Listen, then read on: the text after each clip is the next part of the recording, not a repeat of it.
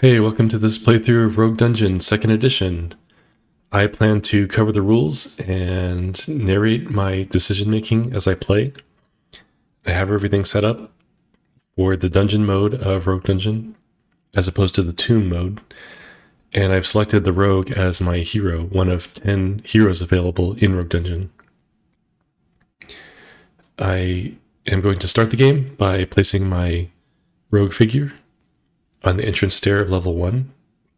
This dungeon has 5 levels. If you complete the 5th level, then you fight a boss. If you win that fight, then you have won the game. Otherwise, somewhere along the line, you have died. The map card here, the top map card, represents the first level. There are 5 cards here stacked on top of each other, representing a level each. Each of these little gem icons represents a room in the dungeon, and when you go to a room, you draw a card of the corresponding color. And right here, I have a decision to make. Should I go back, go to this dead end with the green room before I go anywhere else, or should I go to this blue room first and maybe backtrack to the green room? I'm going to choose the green room. Green tends to be good in this game, whereas blue tends to be things that require specific items to do anything in the room. So maybe I'll draw something in the green room that will be useful in the blue room. So let me go to this green room and draw the green card, top green card. It's Secret Door. I'm not going to read all of these. I'll just kind of say what they do as I go. But this one says, you notice footprints leading up to a wall. One hero may make an intellect check. And this game can be played with 1 to 3 heroes. I'm just playing with 1 hero, and also on hard mode, where I only get 1 d10, as opposed to rolling 2 or 3 d10s and choosing the result you prefer out of the 3 or 2.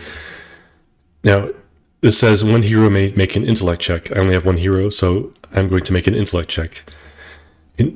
Skill checks or ability checks have you roll a d10, and then your level for each ability is 1 through 10. And if you roll equal to your ability or lower, you've passed the check. So since I have 2 intellects, if I roll 1 or 2, basically a 20% chance, I will have passed the check. And if I pass, I find the secret door. All heroes draw 1 loot card and gain 2 experience points. And one thing with ability checks, if you roll a 10, even if you have a 10 in that level, which is not very common, you still fail the check. 10 for ability checks is basically an automatic failure, whereas 1 is an automatic success. That said, you can change the die using luck, which I'll get into. And if you change the die, you can actually get out of a 10 or a 1. It's not a final number if you roll that number. There are various cards and luck tokens that can modify rolls. Those can be applied, after you've rolled, so you're not necessarily stuck with what you have. So I'm going to roll this d10, and I got a 4. 4 is greater than 2, so I failed the check and did not find the secret door. At least nothing bad happens. It's a green room, so generally it's not going to hurt you or anything other than, not getting the benefit if you fail. So I completed the resolution of that room. I should have put this here on the card, but I did not, so now I'm going to put it on the room to show that it's been explored and resolved. And that it's not a persistent room, which I'll talk about later. So now I only have one option, which is it is the rest phase, so I could use camping gear, for instance, to camp. There are various things I can do, but assuming I don't do that, considering I have full health, I will, which is 4 hit points, equal to my vitality, which is my maximum health. Since I haven't been hurt yet, there's not really any reason to rest. So I go to the next exploration phase where I walk to the next room. The only option is this blue room. So go here and draw the top blue room card. Place this here to mark that I'm resolving this room. I've found a wounded dwarf, and if I basically provide something that heals the dwarf, in this case a garlic card or a loaf of bread or a hunk of cheese or a meaty rib or a pint of ale, a healing potion or a healing scroll, I can take the dwarf from the specialty deck. The dwarf is a henchman, they're called in this game, that gives you a buff as long as you have him. And so since I have a hunk of cheese and the dwarf, I happen to know the dwarf provides me with strength for skill checks or ability checks. And I am a agility character as the rogue. That is going to be super helpful. And I have this hunk of cheese, so I'm going to spend the hunk of cheese, discard it to, where should I put this? I'll put it here. To take the dwarf from the specialty deck, which is this hand symbol. And these cards are known cards. It's just you have events that tell you to draw these specific cards, as opposed to this deck here, the loot deck, where it's all just shuffled and you draw the top card. Like say if I found the secret door, I would have not only gained 2 experience points, but drawn a loot card from this deck at random. Now I have the dwarf. The dwarf says your strength is at least 5 for ability checks. Discard to block any damage. So there are 2 potential benefits of this card. One is to, I don't know where the best focus is here. So this card has 2 potential uses. One is an ongoing use. If you have any sort of check where your strength matters, you're basically considered to have 5 strength for that check. Also, this guy can be thrown in the way of potential traps or whatever, or enemy monsters to basically absorb damage, but then he dies. It says discard to block any damage. Presumably that means he's dying. Not very nice, but at least you survive temporarily and continue to delve the dungeon. Okay, that was the blue room. This is not a persistent room, else it would have a little symbol here, a gem symbol. Only in the dungeon set of cards, only the traps and I think one other room, the skeleton trader, is persistent. We'll see that in a bit. So I've resolved this room completely and discarded it. I'm not going to heal or anything, so I go onto this trap. Yellow card, I should say, or yellow gem, which is basically always a trap of some kind, some environmental hazard. And I drew the spider's web. By the way, these... so this having the gem here means it's persistent. And I take one of these yellow gems and stick it here. But I turn it, it looks like pointing upward to mark that it's this particular room. These, in the older version of the game, there were Roman numerals in the gems. But this system has changed in order to allow for the big map variant, where the back of these boards has big maps on them. And the big maps have all 5 levels instead of on these cards, all printed across the board. And in order to minimize like the iconography on the tokens and the board, the Roman numerals are used to indicate level as opposed to which gem it is. So orientation was chosen to represent the corresponding gem here. So I've entered this spider web. I make a strength check, so this guy should help me out with this, because my strength is 2, but I can consider it to be 5, at least 5 for skill checks, ability checks. So it says, you were caught in a spider's web, make a strength check. If I fail, I discard an armor, treasure, or potion. That's what would be in this slot, an armor. or a treasure or a potion. Turns out I have none of those. If you pass, you gain 2 experience points once per game.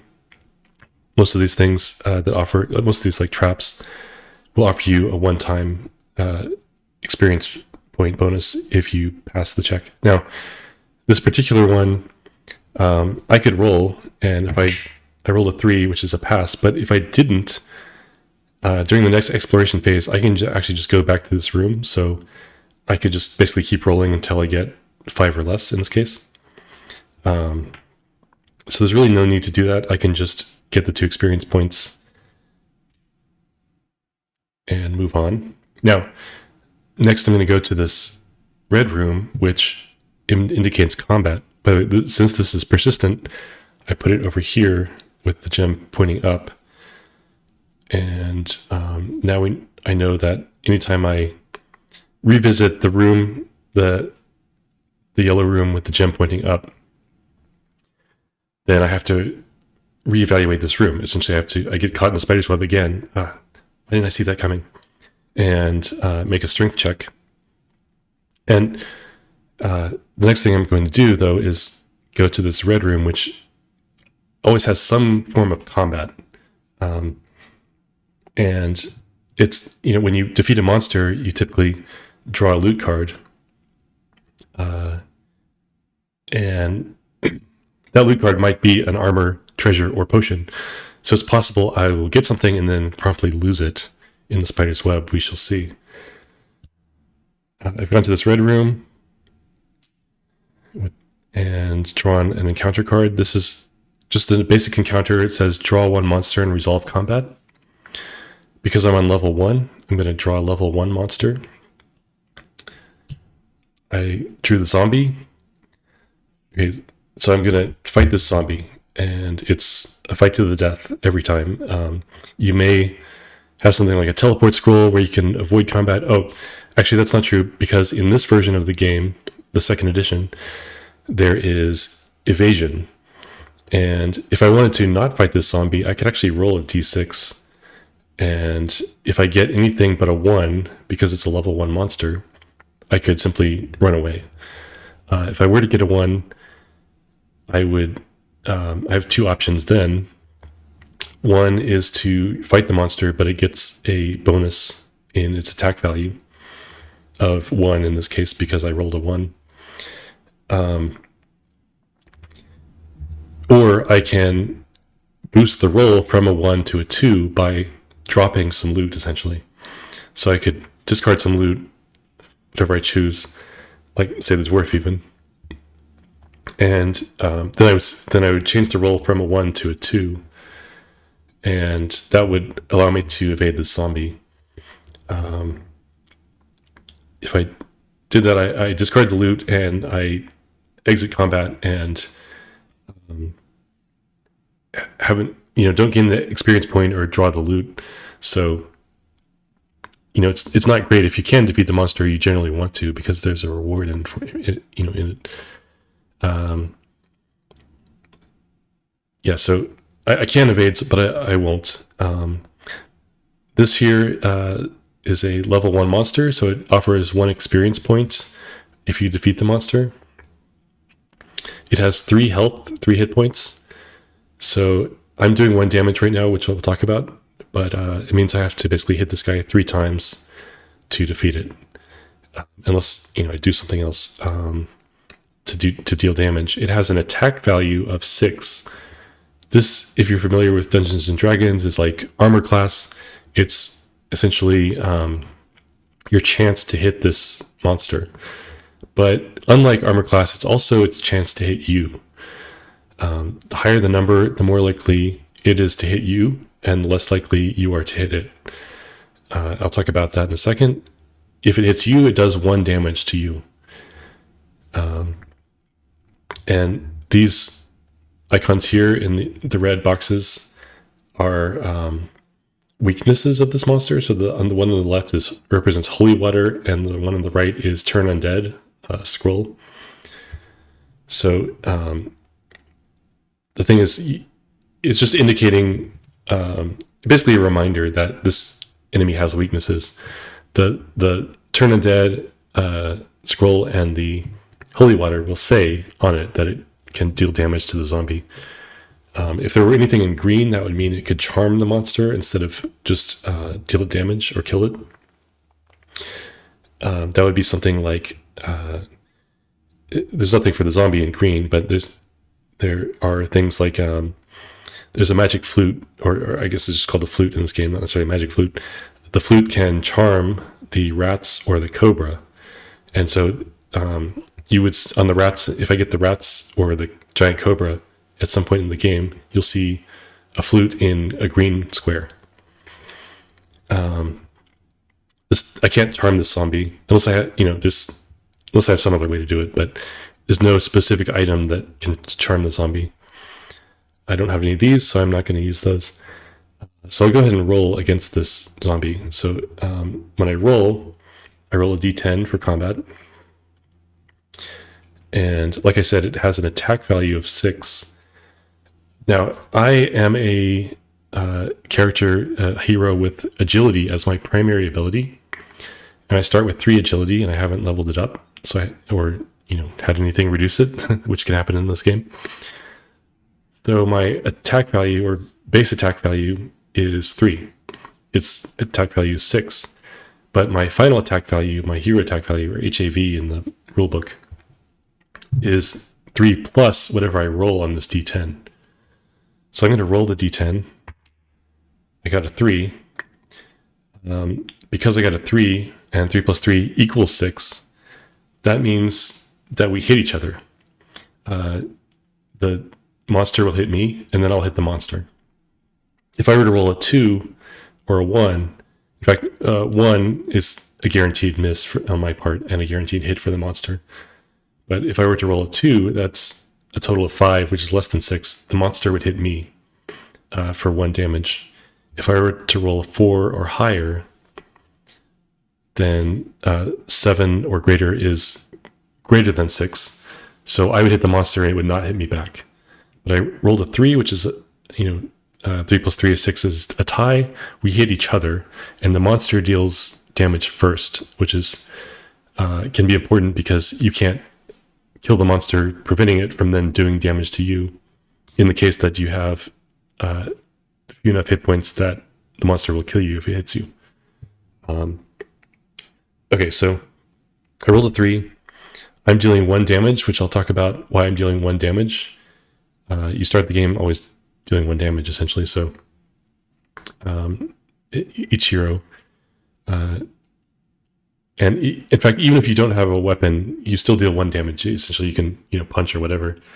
But I have a weapon, and it matches my primary ability, which is agility. These symbols on the top right of weapons will be red, green, or blue to indicate that they help potentially improve the damage of the characters with those stats as primary abilities. So I start with a dagger, appropriately as the rogue, and it provides damage for agility characters, which I am. And I have one of them.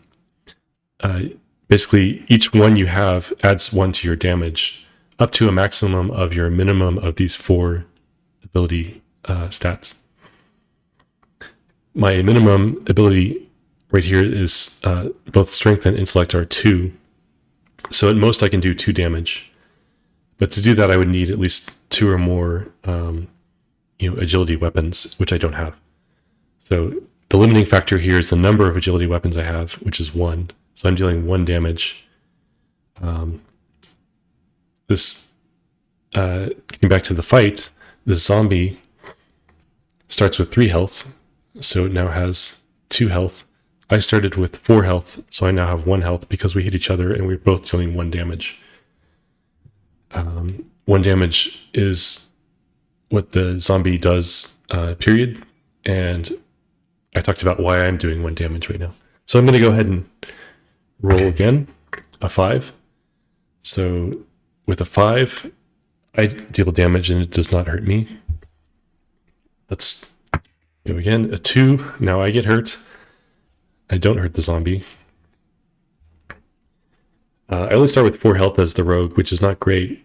It's the minimum any hero starts with, I think. So it's possible a zombie could just keep hitting me and take me out, but I have ways around that, and I'll talk about those as they become more important. Now I've rolled a 5 again, and I killed the zombie. Okay, so because, again, it's a level 1 monster, I gain 1 experience point. And where are those? There's a 1. I have 3 experience, which is important because it can level my agility, which I might do pretty soon. And then anytime you kill a monster, you also draw at least 1 loot card. Most monsters, you draw 1 loot card. On level 5, if you defeat a level 5 monster, you actually get to draw 2 loot cards. There's actually a change in the 2nd edition, which you can just easily do in the 1st edition. Okay, I drew the Book of Spells. That's a good card. It is a weapon, considered a weapon, but it has this purple background, and it has this like sword and axe as its icon. It's a weapon, so it goes in this slot area. I mean, you can put the cards wherever, but there are these slots that correspond to the types of loot you can have. And these are skills that I start with, which you actually can't trade because they're skills, not like items, basically. But this is a weapon. However, it's an intellect weapon, so it's not going to increase my damage. But these weapons that are not, all the weapons you draw out of this deck, because they might not be help you with damage, they have some other use. And in this case, the use of this weapon, if I'm not using for damage, which I can't, is to discard the Book of Spells and then go through the discard and get any scroll from the discard. And scrolls can be quite powerful, especially perhaps the most powerful one is invisibility. Basically, they're spells you can cast, and the Book of Spells allows you to go through any that have been discarded, which is none right now. But we'll see if we get invisibility or teleport or luck. There are some relatively good scrolls you can have in this game. So you would have to discard the Book of Spells, but you get something potentially very good right when you need it. So that's a good draw. It's maybe not useful right now, but let's hope it becomes useful because I'll survive. And this was not a treasure, armor, or potion. So as I go back through this spider's web, I don't have to make the check. I mean, there's nothing I can lose. So I might as well just continue on. Let's see. Oh yeah, that's the red room, which has been resolved. So now I'm going to, I could go to this white room following this path, or go to this next yellow room. White rooms, the white gems represent rooms where you have some sort of exchange offered. Sometimes it's trading for loot, and sometimes it's something else. We'll see. Great. This is Deal with the Devil. Perhaps the least useful of these white rooms. So in this case, the devil has you draw a loot card. In this case, a Warhammer. And then basically you get to choose whether you want that item or not. But of course, there's a catch, this being a devil that you're making a deal with. If you choose to take the item, the loot card, then you potentially have to pay, in this case, a d6 minus 1 experience points or health. In this case, it may be, maybe Albert changed this. It says XP or health. I guess you can decide. It used to be that in the 1st edition, this card would cause you to lose d6 minus 1 experience points, and then if you went down to 0 experience points, any deficit would be paid with health by losing health. And that's actually one distinction is losing health versus being dealt damage. So this this dwarf, for instance, says discard to block any damage. This would not be damage. This would be losing health, in which case you can't block it. There's no like armor or henchman or something else that can, block losing health. So I only have 2 health and 3 experience points. If I rolled a 6, I would lose 5 total things, and that's all I even have. So I would just die. I don't think I'm going to take this deal. It's another weapon card. This time not matching my agility abilities. So I'm just going to discard it. And now you can actually roll a 1 and have d6 minus 1 be 0, in which case you've essentially tricked the devil into giving you whatever item without any penalty.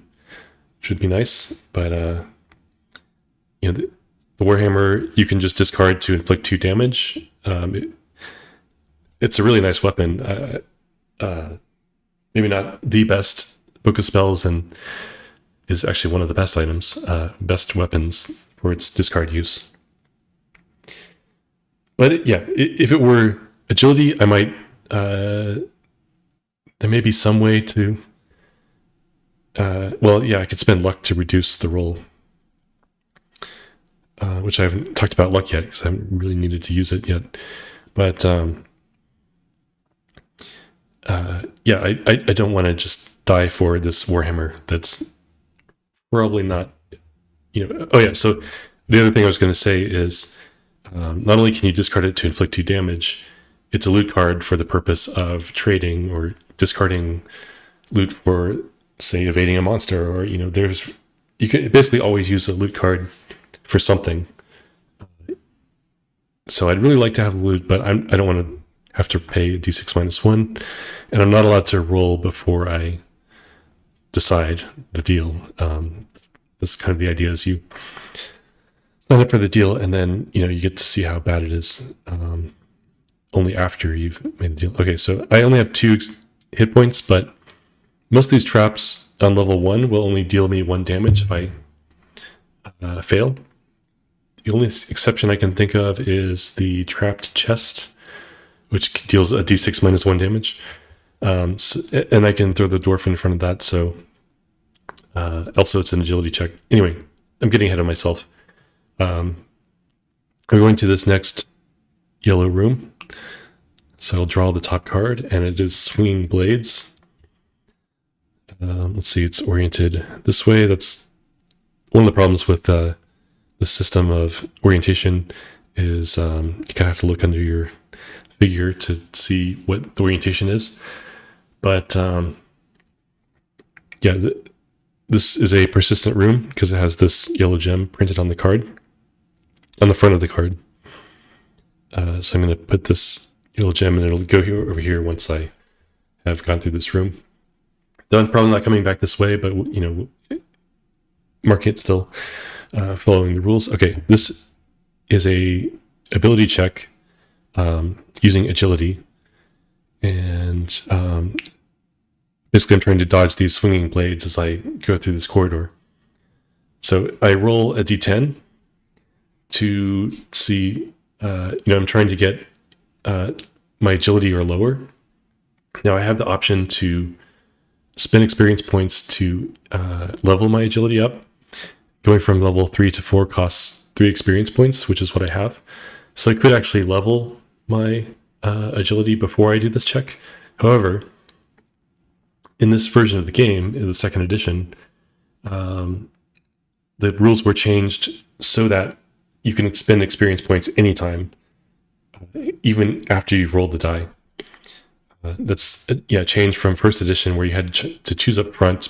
Basically, any time you're resolving a die roll, you could not just spend experience points to make you pass. But I think partly, people thought this game was way too hard, and partly, it just removes like a timing window. It's just something Chad and Albert kind of wanted to minimize in this game.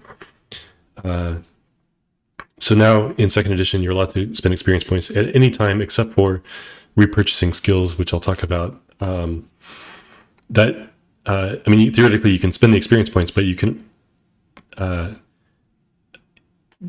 in particular, repurchasing skills can only be done during the rest phase, like basically between rooms. So anyway, okay.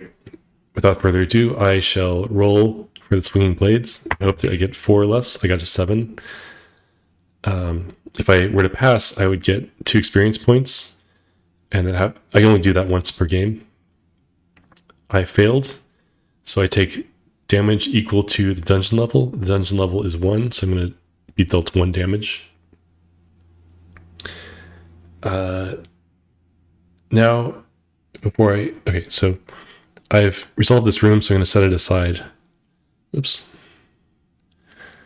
And put it here. It's a persistent room. So, though I do have the option after this rest phase, the next exploration phase, like I said, I could revisit the same room I'm on. I don't have to move to a new room. So, I actually might, after I camp, which is what I'm going to do next, I might actually revisit this room because I have basically a 40% chance of passing. It only deals me 1 damage if I fail, and I have getting 2 experience points at the beginning of the game can be pretty good. So we'll see. It might depend on what I roll here. Okay, so during the rest phase, which is what this is, after I've resolved a room essentially, you can spend camping gear to have a little camp out, and you discard to roll a d6, and you gain that d6 roll plus 1 health. In this case, I can potentially gain 5 health, but my maximum health is equal to my vitality, which is currently 4. So I'm just going to go back up to 4 hit points. And now the question is, should I try this trap again? Right. So the other thing with camping gear is if you're not on a stair, like the entrance and exit of a given level of the dungeon, then there's a risk to camping, which is you might encounter a monster. Now, on level 1, there is no risk because it happens if you roll less than the dungeon level. So in this case, I can't roll 0 or less on the d6, so there's no chance a monster will appear, which is in a way bad because monsters, when you defeat them, give you experience points and loot. And the level 1 monsters are not that bad. So, not that I haven't died to them before, but we played this quite a few times. But yeah, the level 1, fighting level 1 monster is generally more beneficial than, the potential damage it could do. Now, it might hurt you and you might end up just camping right again, but as you get to level 5, for instance, then you have, if you roll a 4 or less, you not only don't heal as much, you encounter a monster, and level 5 monsters are the opposite of level 1. They're quite difficult and deadly. So as you progress through the dungeon, you would prefer to be on a stair when you camp. Anyway, I might try the swinging blades again, see if I can get the experience points. I've already gotten the experience points once per game from the spider's web, so I'm going to turn it actually to indicate that. I have not done so from the swinging blades, so I might, I have a 40% chance, and I'm probably going to level my agility anyway before the next fight. So I rolled a 2. That's 3 or less, and if I rolled a 4, I would level my agility. I'm kind of used to leveling it in advance, but because I've played the first edition far more times than the second edition. But I'm going to take advantage of, might as well take advantage of the fact that you can now spend experience points even when resolving a roll. But anyway, I didn't need to. I rolled a 2. So I get 2 experience points. And let's see. Now I'm going to move on to the next yellow room, which is trapped chest that I talked about. Okay, the trapped chest is not persistent because it explodes in your face if you fail.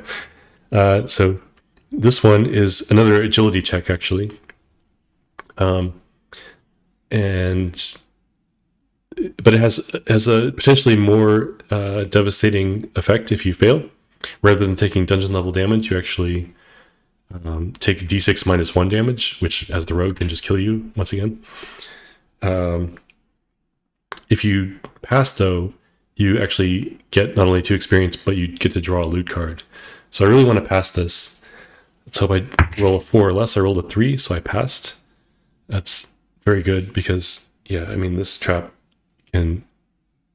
I'm definitely willing to spend a luck. You know, if I were to roll a 5, I haven't even talked about adjusting the roll with luck yet. But if I were to roll a 5, I don't know about a 6, but if I were to roll a 5, for instance, I would not only spend the experience points to level up my agility, I would spend a luck token to make this a 4. Luck can be spent to after you've rolled to adjust a die roll up or down one number. You can't go from 10 to 1 or 1 to 10, but as long as you can go, or you can't go to 11, but you actually turn the die. So in this case, if I were to roll a 5, I would make it a 4, level up my agility, and pass the check. Luck, I start with 4 luck actually. You can see this is a 3 now, but I started with 4 as the rogue, a relatively lucky character. And yeah, it gets more and more useful the later you are in the game generally. So I prefer not to spend it. Prefer not to have to spend luck ever. You'd rather just roll good numbers, right? But rolling it does allow you to essentially adjust the roll in your favor some. Also, in addition to the option of increasing or decreasing the roll by 1 number, you can also instead re-roll. So if I rolled a 5, let's say I rolled a 6, I could level up to 4, but then it would take me 2 luck to, which you can spend multiple, by the way. It would take me 2 luck to get down to a 4. So I could instead re-roll, and I'd have, again, a 40% chance, except that in the first edition, if you rolled a 6 again, you just had to live with that, or, spend another luck rather to re-roll again, or, you had the option. In the second edition, having played especially the digital version of the game, video game form, it really sucked when you spend a luck and you just get the same number back on the die. So basically the rules are now, if you spend a luck to re-roll, then you can't, the number is guaranteed to change. So if you roll the 6 again, you would just keep re-rolling until you don't get a 6, basically, which could put you in an infinite loop theoretically, but chances are very small that you'll keep rolling 6s forever. And I'm not actually sure if you spend, like let's say you spend luck to re-roll a 6 and you get a 7, and you spend another luck, can you roll a 6 again? I'm actually not sure if that's in the rule book. I'm pretty sure I looked and I didn't find that. So Albert, that's a question I have. I might ask it on Board Game Geek eventually, but anyway. Okay, so I rolled, I forget, a 2 or 3. I think a 2, so I don't get hurt. I got the experience from this, but, and this is not persistent, so I'm not going to have to go back through it. That's really good. I'm going to go ahead and mark this as resolved, and completely resolved and discarded. So I get 2 experience points, like I said, and 2. And I get to draw a loot card, which is a crossbow. That's quite good because it is an agility weapon. So now I have 2 of these symbols. Now, this, if you weren't an agility character, you could, it still has a use. Like I said, its discard use is you can increase the combat roll by 2. That only works in combat, not ability checks, but that can be a lifesaver. You can discard the card and change your combat roll up 2 values.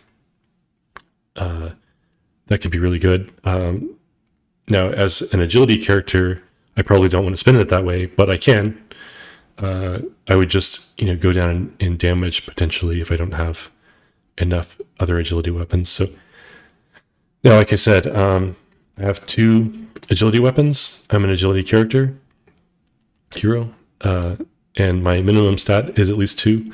So now I'm doing 2 damage. So when I go to this next fight, I will, every time I hit, I'll do 2 damage instead of 1. Okay.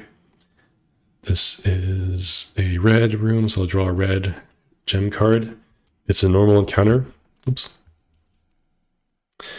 So I draw a level 1 monster. It's the Gnoll, my nemesis. Okay. Now I have 4 HP. Okay, the stats are 163, meaning has 1 health. So I just need to do 1 damage to it. Which 2 is actually overkill. It only has an attack value of 6, kind of like the zombie. It's relatively easy to hit. But if it hits you, it does 3 damage, which, as the rogue, having 4 health, can be devastating. So I have options. I can roll against it. I'm probably going to level my agility anyway. I'll just go ahead and do that. Spend 3 experience points to make myself level 4. I don't have quite enough for level 5, but anyway.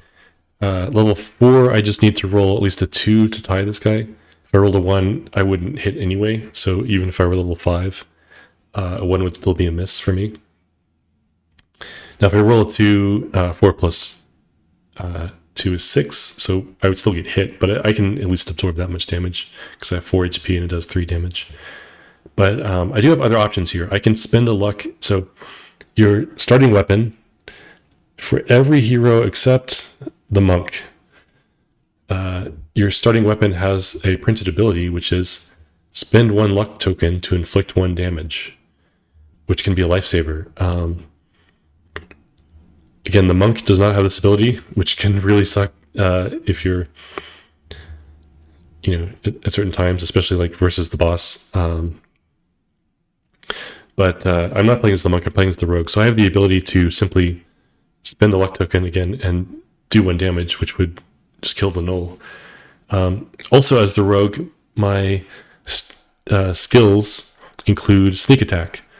And sneak attack, I discard to simply do my weapon damage to a monster. But this, you have to discard the skill to do it. So as opposed to spending luck, which you can get back, it repurchase at any time for 5 experience points, which I haven't talked about. Basically, experience points can be spent for luck at the rate of 5 experience points per luck you repurchase. The sneak attack can also be repurchased for 5 experience points, but you can only do it during the rest phase. So I can't, and sneak attack doesn't work for changing a die roll or getting through an ability check. So it potentially does more damage, but it only has the use of doing damage. So anyway, I could sneak attack. The skills have a requirement on them. In this case, sneak attack requires that I have at least 3 agility, which I start with anyway. So I already had sneak attack available to me. My next skill, which I'll unlock when I get to agility level 5, is evade and disarm traps. I can discard it to basically get through a yellow gem room.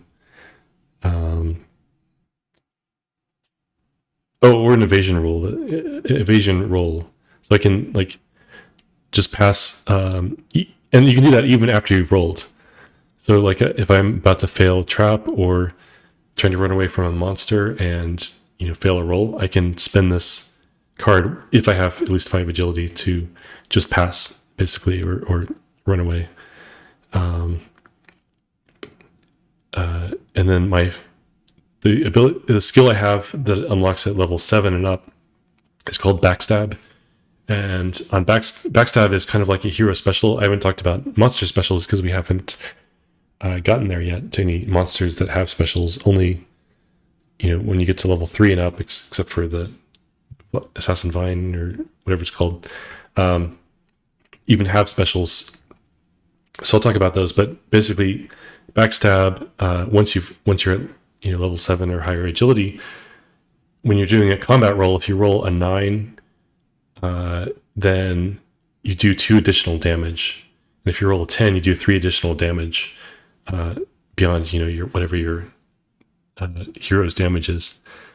And that can really help if it's kind of like you win more because you already rolled a 9 or a 10, but it can be very life-saving at certain times. So anyway, so I'm going to roll against this null. Rolled a 2, so we hit each other. I could spend the luck to increase the roll to a 3 and not get hit. And it would save me 3 health, but it would cost me essentially 5 experience points down the line. And I still have camping gear, so it's kind of like it's always a question like, do you want to spend luck for that reason, or hold on to your luck and maybe use camping gear next?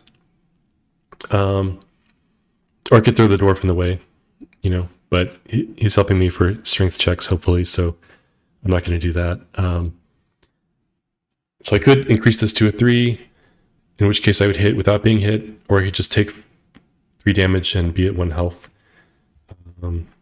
Camping is risk-free, but you have to get rid of the card, of course. So I think I'll take the damage. That's generally what I'm inclined to do in level 1, is just,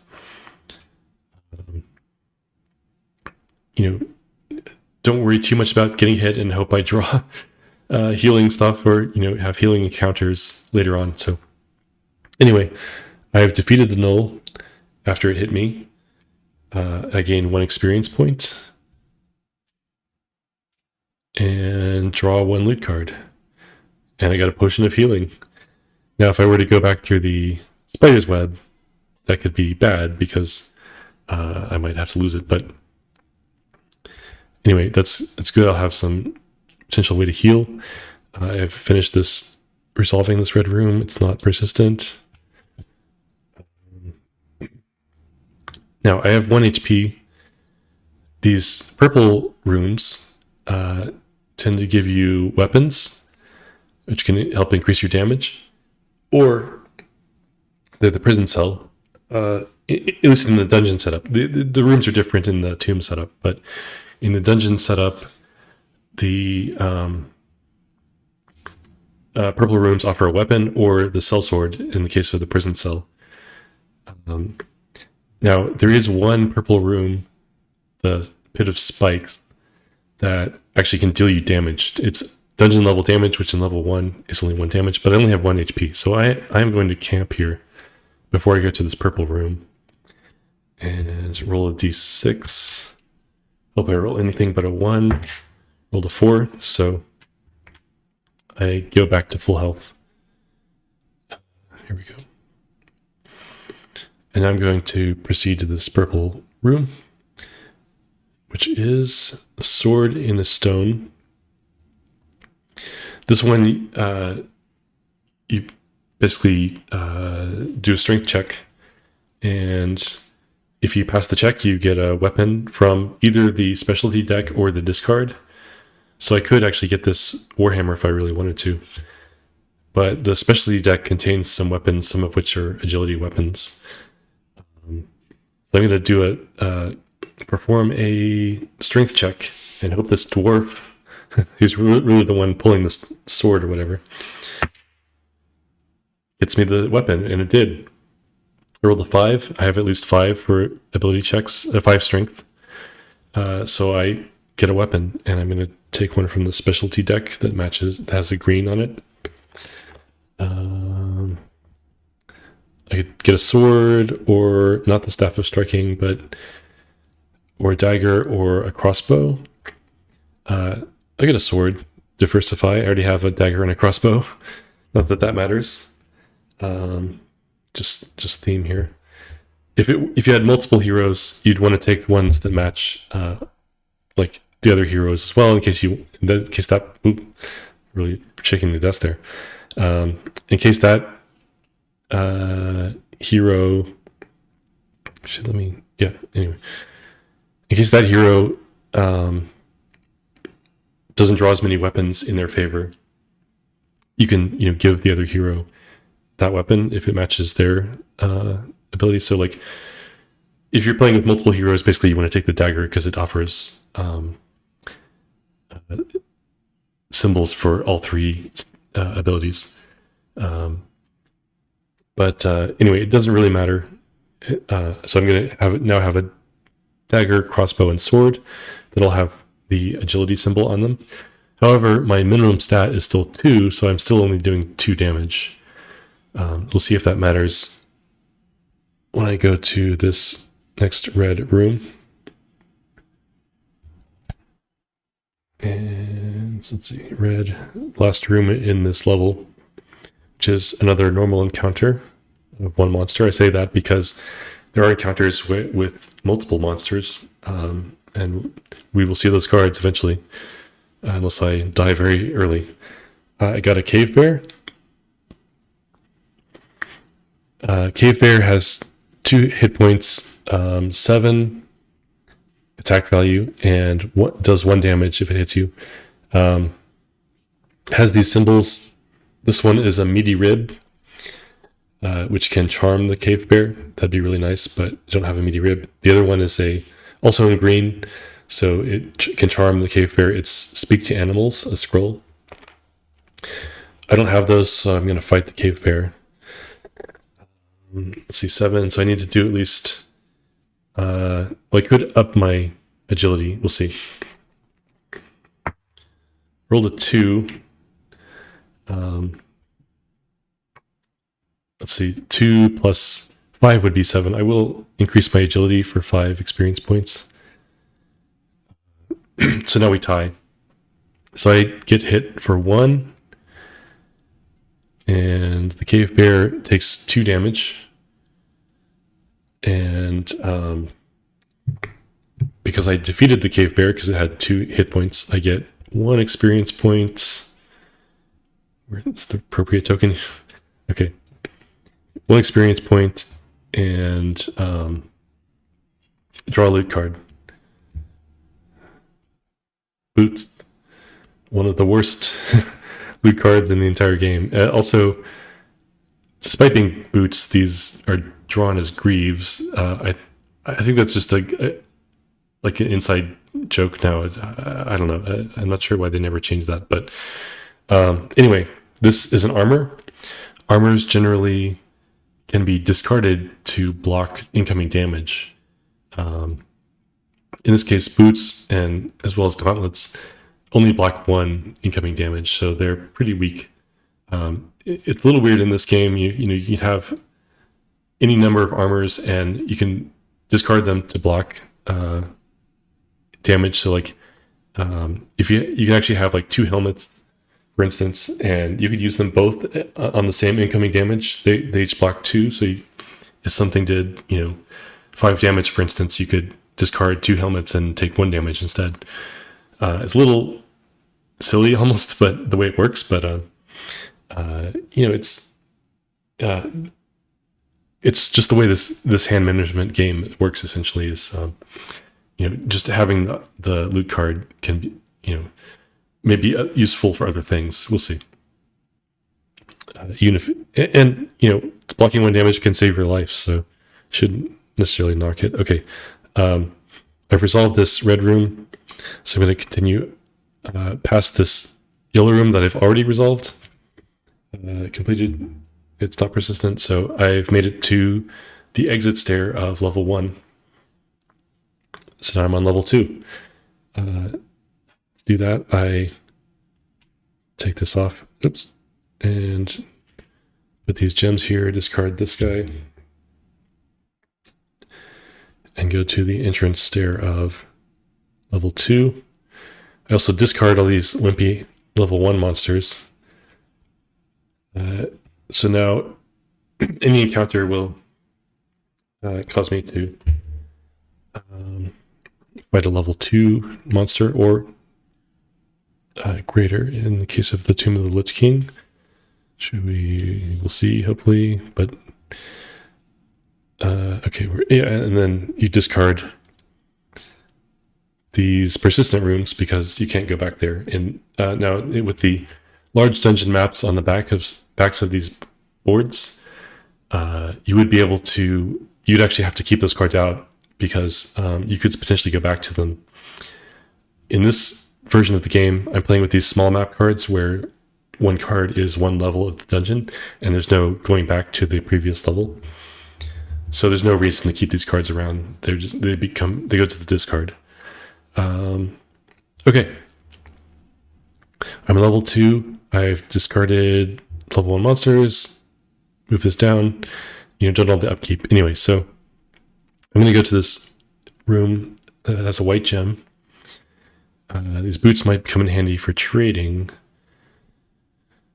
Yeah, so this is the Sacred Temple. The Sacred Temple gives you the option to discard a loot card. If you discard a treasure, or if you discard any loot card, you roll a d6. If you discard a treasure, you add 2 to the roll. And based on what you roll, after modifying it with the +2, if in the case of a treasure, you look up in this table what happens. If you roll a 1, nothing happens, but you had to give up a loot card to roll, so essentially you lose whatever you gave up. If you roll a 2 or a 3, you draw 1 loot card, so essentially you're exchanging something that you might not want for a random loot. On a 4, you draw 2 and keep 1. On a 5, you draw 3 and keep 1. On a 6 or higher, in the case of a modified roll from discarding a treasure, is how you get higher than a 6. Then you draw 3 loot cards and keep 2 of them. So I'm going to toss these boots, or sacrifice these boots to the Sacred Temple, because I just dissed them, the heck out of them. So they have other uses, but this is a decent one. As long as I don't roll a 1, roll a 5. So I get to draw 3 loot cards. I only get to keep 1 of them. I could actually spend a luck to be able to keep 2, but I don't know whether you're allowed to draw the 3 and look at them before you spend the luck. Timing question, Albert. Yeah, and would a luck be worth a loot card? It depends on the loot card. That's why I'd like to see them, but I think I'm just going to leave it as a 5 and draw 3 loot cards and regret not spending a luck. I think I do, because I'd really like this torch and this flying carpet because reasons. The helm is another armor. It blocks 2 damage instead of 1, but I'm not going to take that one. The torch is useful for certain situations, in particular the bat swarm. It can get you through the bat swarm without getting hurt, which can save your life. The only thing printed on here is discard to kill the mummy. The mummy is a level 5 monster, so you may not draw the mummy, but if you have a leftover torch and you encounter the mummy, it's usually a good idea to use it. But anyway, it can get you through the bat swarm unharmed and gain you 3 experience points if you do. It can also, there's a blue room called the Dark Room that you can discard a torch or a light scroll to draw 2 loot cards.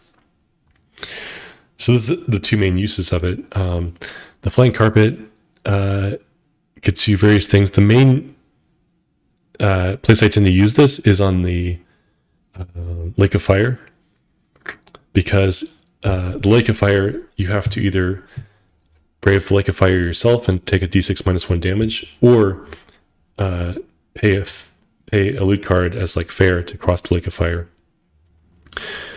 But this flying carpet allows you to, I think, get 3 experience points and discard the Lake of Fire, which if the Lake of Fire is right here, that means you end up going through it 3 or 4 times to get to everything. So that's one reason this particular dungeon layout card can be very annoying.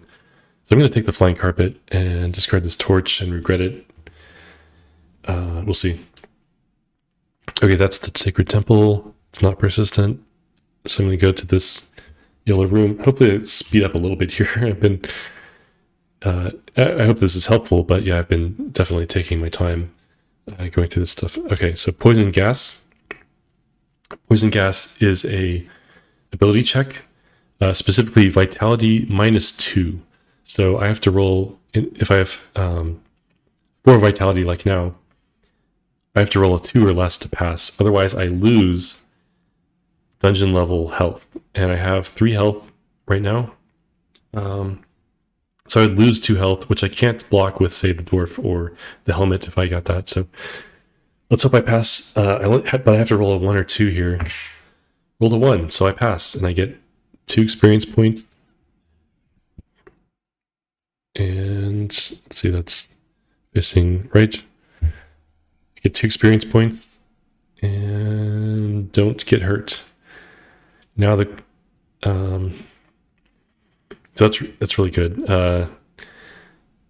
Now the question is, should I go to this red room and fight a monster? Which, if it's 1 monster, would give me 2 experience points and a loot card if I defeat it. But, could hurt me, whatever. There's always a trade-off with fighting monsters, but generally it's beneficial to fight monsters because of the rewards. They're usually better than losing some health in the case you get hit. However, that would mean I have to go back through this Poison Gas because it's a persistent room, and this is a dead end, this red room. The Poison Gas, I have very little chance to actually pass it, even though I did this time. Like 20% chance, 1 in 5. And it would almost... And there's no... Like, I can only get the 2 XP once per game, so there's only potential downside to coming back through it. So usually I try to go through every room, but this time I'm actually not going to. Still 3 hit points, so no trap can kill me, I don't think, because I've had the trap chest. Because I'm in level 2 and I have 3 HP, so I'm going to go to this yellow room, which is Lake of Fire. Wow. That is really good that I took the flying carpet. Still wish I had spent a luck for the torch, I think, but you never know. Okay, so yeah, I will discard the line. Okay, I'll read this card. A ferryman offers to take you across for a fare. Fail unless 1 hero discards a loot card, and if you fail, all heroes take d6 -1 damage, which might be 0, but might really mess you up. Okay, going back to the description. If you discard a flying carpet, gain 3 experience points and discard this room. So I'm definitely going to discard the flying carpet, which allows me to discard this room and gain 3 experience points. 4 here. So that's clearing out that room from the middle of this area is super nice. That was a stroke of luck there. Let's see if that continues. I'm going to go to this. Oh, should I go to the green room? Probably. Yeah, let's go to this green room, which is Treasure Room. Treasure Room is just good. You get 2 loot cards. No check or anything. I got 2 scrolls, slow and speed. Slow and shield. There's actually one called speed, but I got slow and shield. Shield can block any damage, but you have to discard it so it can block. It's kind of like the, dwarf's one possible use is to discard it and just not get hurt. And then slow, basically you can reduce a monster. It can't be a boss, I don't think. Yeah, it says level 1 through 5 monster. Really, that means not a boss, though. Albert in the forums has been saying that level 5 bosses are level 5. So, anyway, so you can cast this on a monster and reduce its attack value by 2 for the rest of combat, or its damage by 2 for the rest of combat, which can be really good. But you don't always know when you need it. So anyway, we'll see if that comes into play. That's a pretty good draw. Treasure Room. Now, get to this purple room, and we have the prison cell. The prison cell has you make a strength check. Hello, dwarf. Where you're trying to break this sellsword out of the prison and out of the cell. The sellsword is basically the best card in the game. It's a henchman like the dwarf, and it adds 1 attack value to your hero attack value. So it basically makes monsters, makes it more likely you hit monsters and don't get hit. So it's really good. So I'm going to have the dwarf rattle the bars, try and break it out. Got a 4, so I passed. Now, if I didn't pass, there's a couple options. One is to spend luck to make it a 5 or less. The other thing is to discard a lockpick. So this room specifically says if you discard a lockpick or a skeleton key, you pass. So I didn't need to. You can discard that after the roll. It's generally a thing, in this game, you generally are able to do things after you roll. The first edition, you couldn't spend experience points after you rolled, but you could do things like that, spend cards after you roll. Now you can even spend experience points after you roll. So I'll take the sellsword from the specialty deck. Where's the sellsword? Here it is. Okay.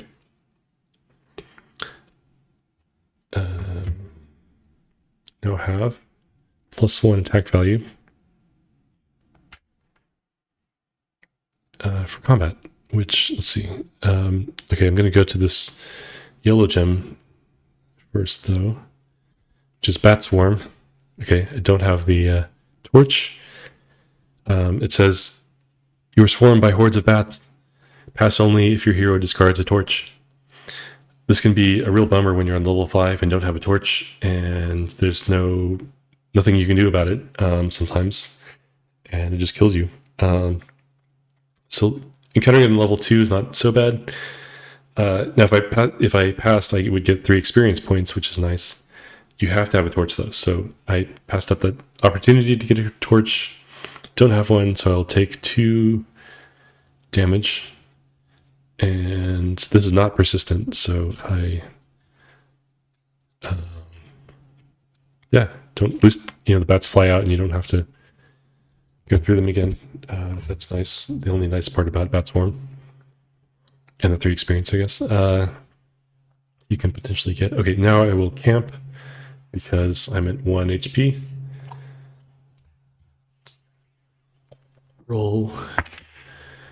I rolled a 5, so I definitely get back to full HP, which is 4.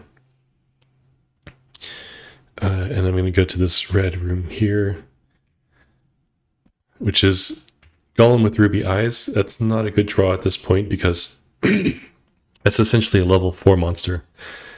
Now it's not necessarily, okay, I should say it's a level 4 monster, but you have the option to not fight it.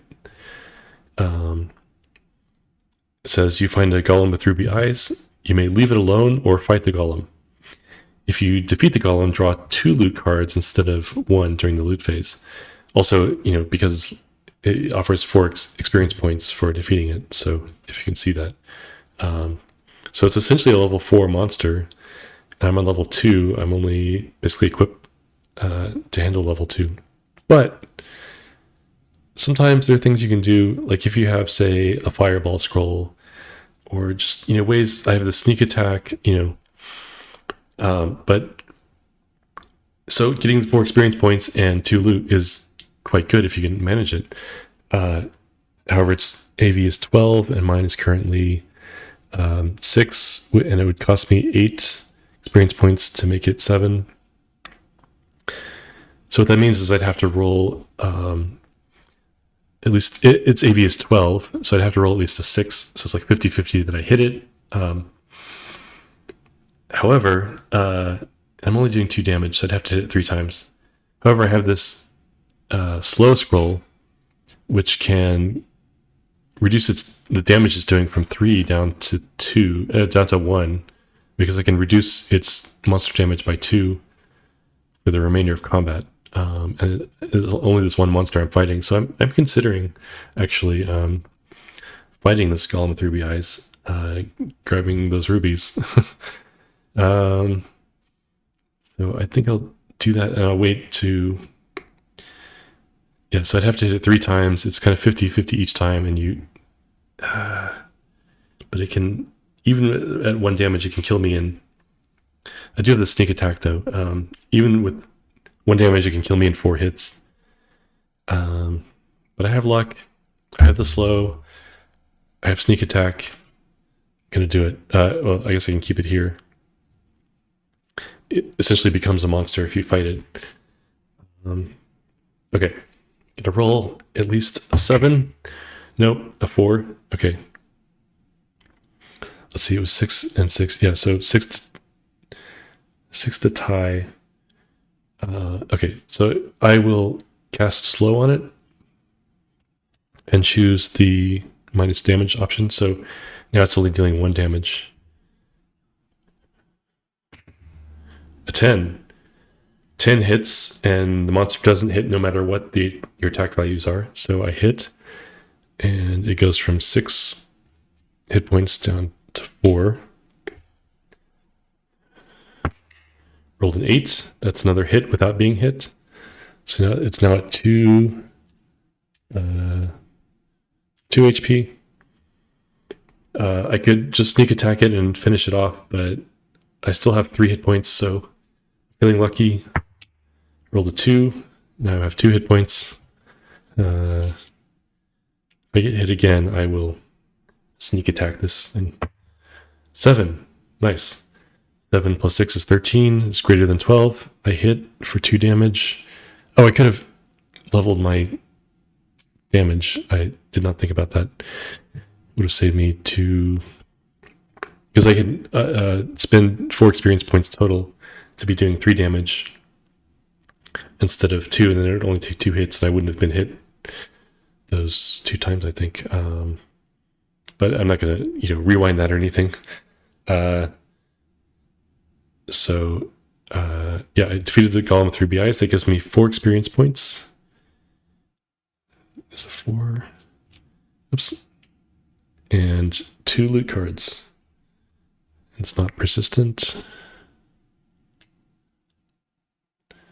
2 loot cards.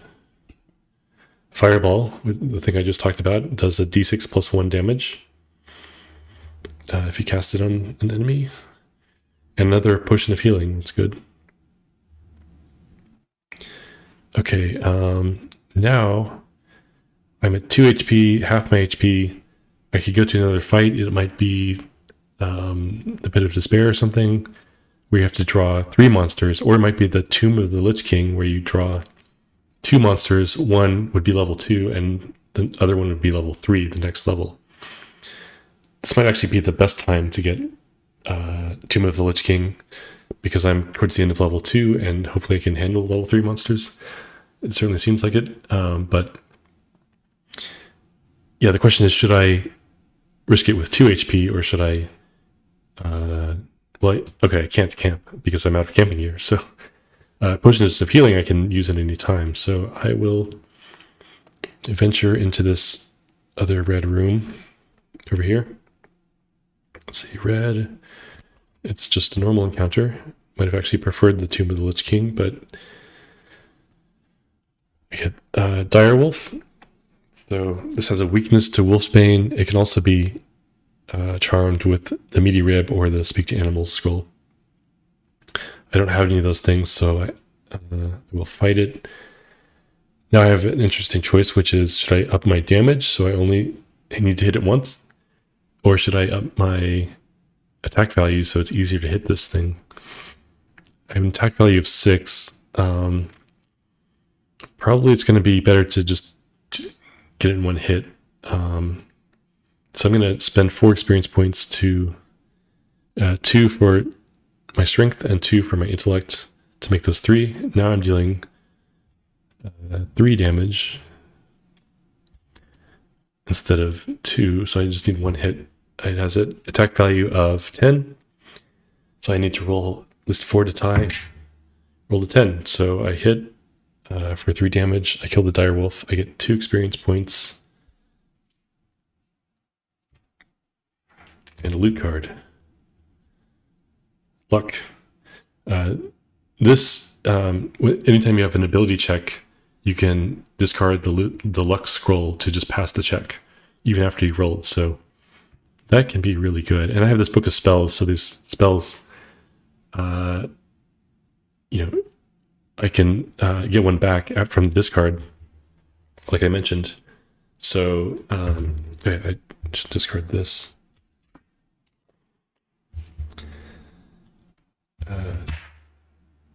So yeah, I can essentially use one of these twice. That'll be nice. We'll see which one that ends up being. Okay, I've resolved this room, so I'm going to go to this blue room. The blue room might be the Song of Sirens, in which case I have to discard a henchman. I now have the sellsword, which is the best henchman, so I would discard the dwarf unless I can do something about the Song of Sirens, which we'll see what it is. No, it is the locked safe. Okay. The locked safe allows you to discard a lockpick or a skeleton key to draw 2 loot cards. I'm definitely going to do that. Start with lockpick as the rogue.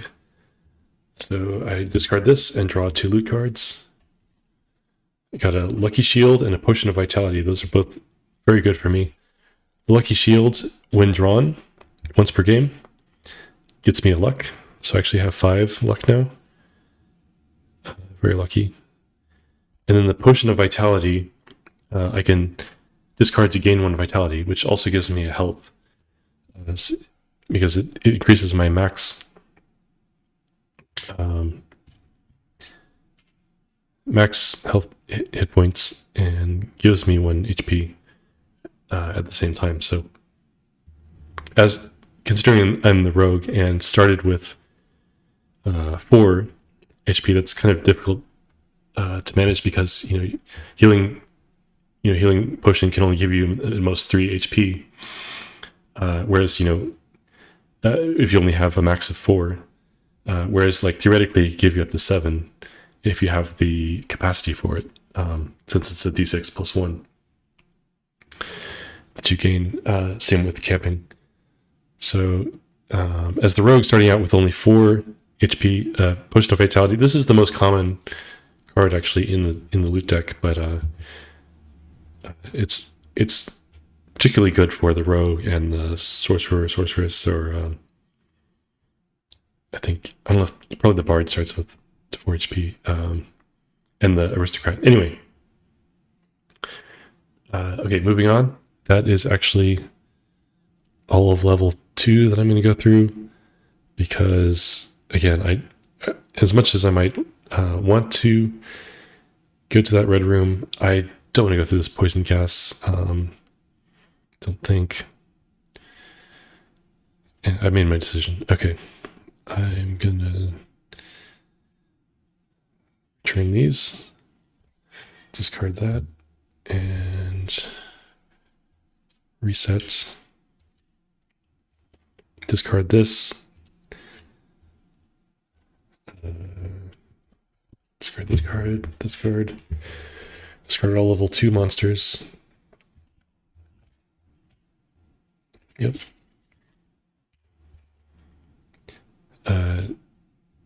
Place myself on the entrance stair of level 3. This one is actually kind of in the middle of the dungeon card. I'm on level 3 now. And I've got a couple options. I can go to this combat, this red room, or through this trap over to these other things. I'm going to go fight. That's my usual decision here. And I drew Monster Bash. Cue the song. I'm not going to sing it for you. Okay, Monster Bash has you draw 2 monsters, which I haven't done yet. Fighting more than 1 monster at a time. Has you draw 2 monsters, and then allows you to deal your damage to one of the monsters without having to roll. The idea is they're fighting amongst each other, and you take them by surprise, and you get essentially a free hit. I'm dealing 3 damage, and this giant cobra has 5 hit points, so that would be close to killing the cobra. But I don't know, the cobra has these weaknesses, which is the flute and the speak to animals, which allows you to charm the cobra, which would be really nice to give me a 3rd henchman. Though that henchman, the giant cobra gives you a minimum, like the dwarf gives you a minimum for strength ability checks. The giant cobra gives you a minimum for agility ability checks, and I'm already an agility character, so I plan to have higher agility than it provides a minimum of 6. In fact, I'm gonna be fighting. I'm gonna just level this agility to 6 for 8 experience points. Still not level 7, so I don't have backstab. But let's see. I'm being distracted by my wife laughing here. I don't know if the mic picks that up, but let's see. She's watching something very funny. Okay. Yeah. So the question is, which should I target for the hit? So the idea being, because it has these weaknesses that can charm it, I might go for this one, even though it would take 2 more hits, because I get to draw the loot for defeating the monster, and it might be one of those items that allows me to charm the cobra. It'd be really nice. However, like I said, it provides agility, which wouldn't. It would only be useful for me for blocking damage, basically, but it could still be really good. So let's see, poison and snare. I think I'll just go for the. Well, let's see. Okay, my AV is 7, so this can require at least in this case a 3. Where's this? Requires a 4. Yeah. So one thing I haven't talked about with multiple monsters is. Okay, let me just go ahead and hurt the cobra. So the cobra now has 2 hit points. And then I'm going to attack the cobra to try and take it out. Now, when you have multiple monsters in combat, you target one at a time, and you only, attack that monster and can only be hit by that monster for that combat roll, that round of combat. But the presence of the other monsters makes that monster more difficult to hit, basically. So they get a +1 attack value. So it's 11 there, and I have 7 here. So I need to roll at least a 4 to tie, which would still do me 3 damage. Both of these monsters hit pretty hard, so I only have 3 HP, so I have to do something about that. But yeah, I would have a better odds versus this Shambling Mound, but I'd have to hit it twice, even after the free hit from the Monster Bash. So I'm going to go for the Cobra. I roll high here. I rolled a 7.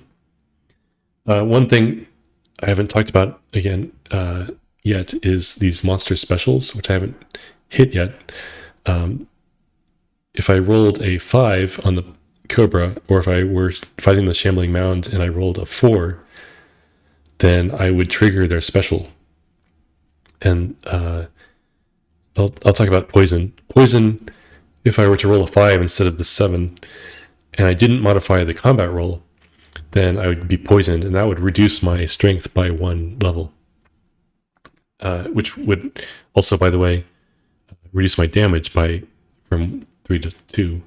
But I could, spend the experience points if I had them, which I don't, to level it back up. But it would cost 2 experience points, and I don't have that.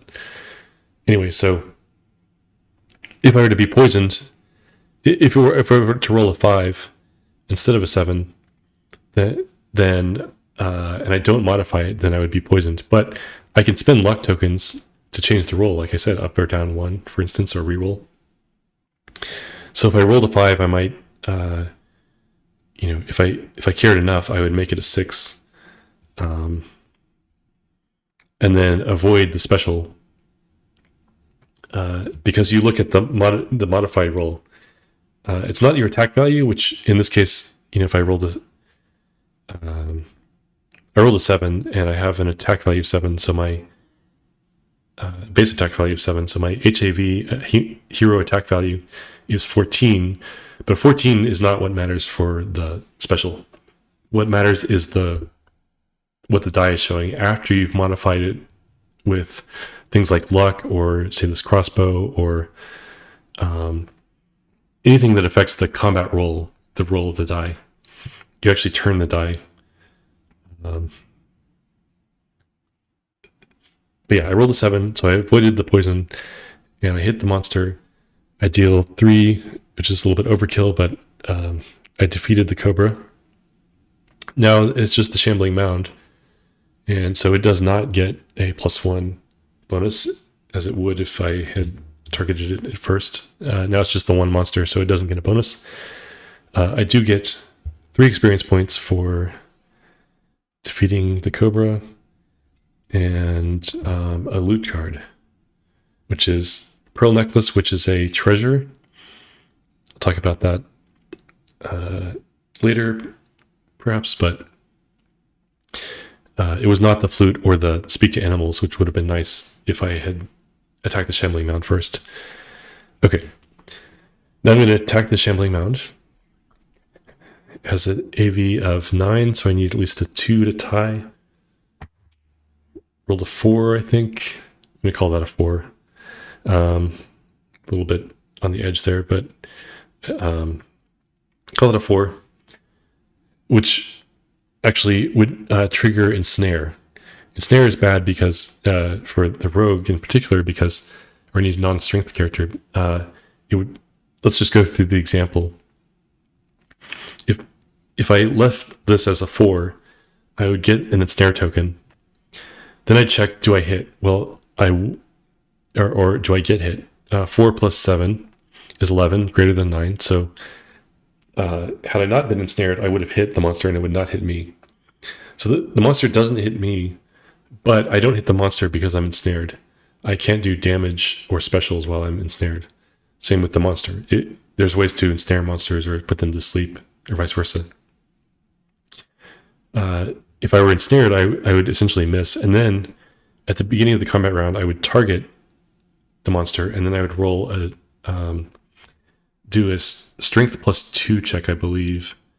I have to look that up, but I'm pretty sure it's a strength +2 check. So having 3 strength, I would need to roll a 5 or lower to break free. And if I don't break free,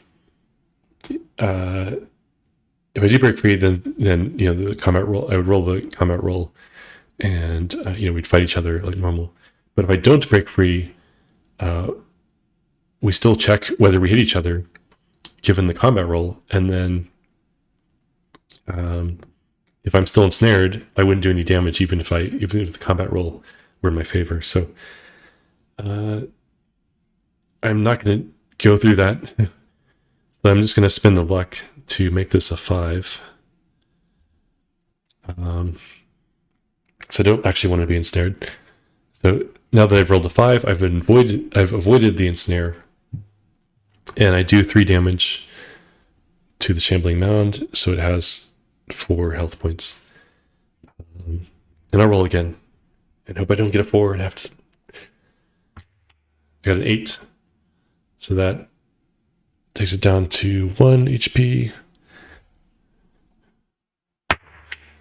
3. I believe 3 plus 7 is 10.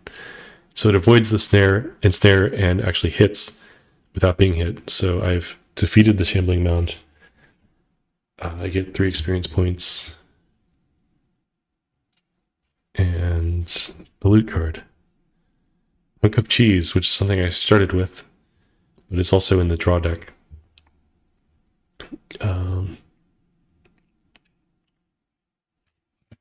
That's that room. Hunk of Cheese, by the way, can be used in addition to getting the dwarf, which is what I used it for. It can be used to charm the rats or the evil cat, but those are in the tomb, mode and not the dungeon mode. It can also be discarded at any time to gain 2 health. So that's nice. The rats are a level 2 monster, so I know, having played this game a ton, that I will not encounter the rats, and I won't encounter the evil cats. And I've already encountered the dwarf, so the only use of this is to gain 2 health. So I may use that at some point to survive. I'm going to go to this yellow room. Cave-in. Cave-in is persistent. It's a trap. It has you perform an agility check. So I want to roll 6 or lower. Roll a 9. In that case, it does dungeon level damage. If I were to pass, if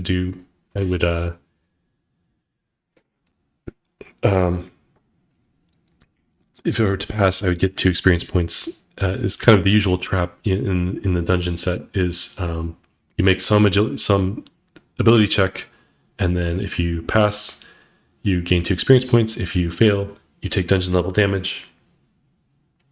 In this case, you have the option to discard a transmute rock to mud scroll to just pass.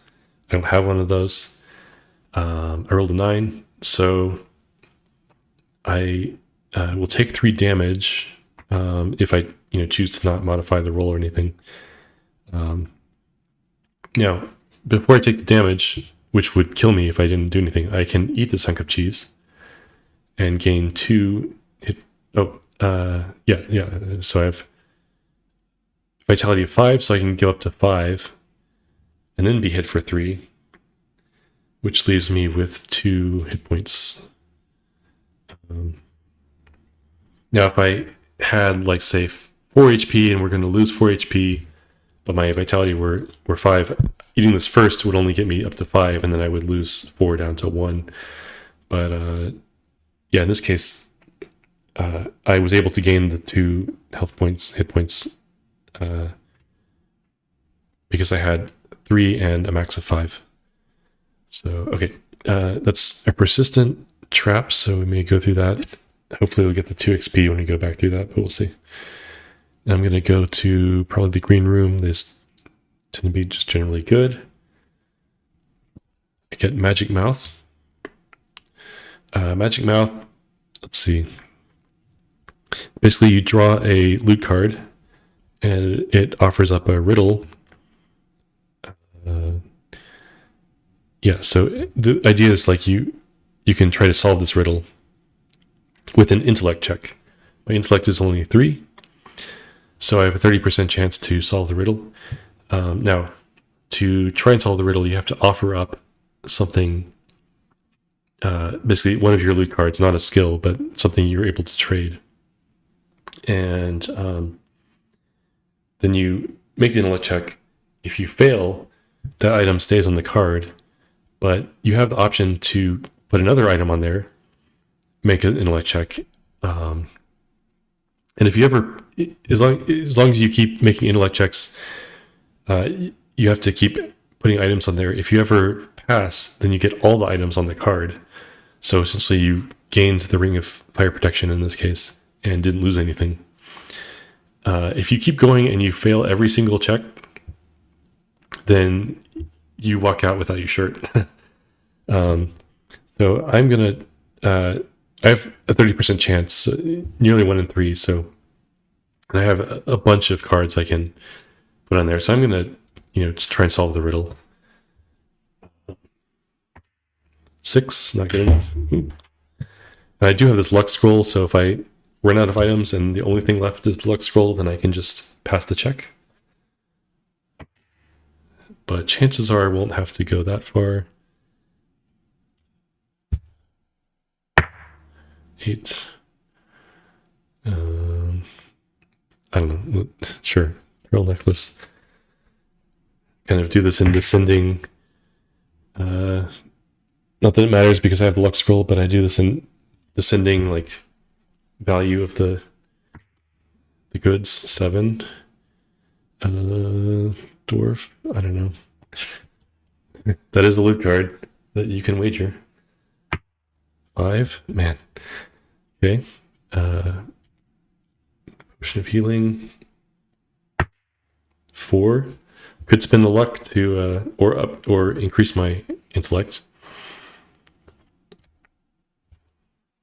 to pass, but I'm still feeling lucky. I don't know. Another roll. 10. It's automatic failure. So I'm gonna. Not that I've ever gone this far with this and not passed. 3. I passed. Okay. So we get all this stuff, including the Ring of Fire Protection. Didn't have to spend my luck scroll, so that's good. Let's see. Yeah, Book of Spells. Yeah, fun. You get to put everything back in its place.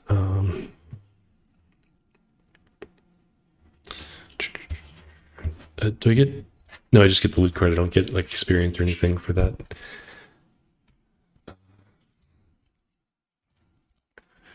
Shield. Rope. Haven't used the rope for anything yet, but that can be very handy. Might see that soon. Okay. What am I forgetting? Yeah, okay, that's that room. Thank you, Magic Mouth. I was gonna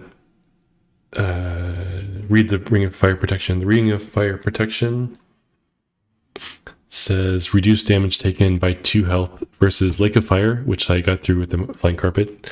The Trap Chest, which I already encountered. Flame Strike, which is a monster special. Fire Breath is another.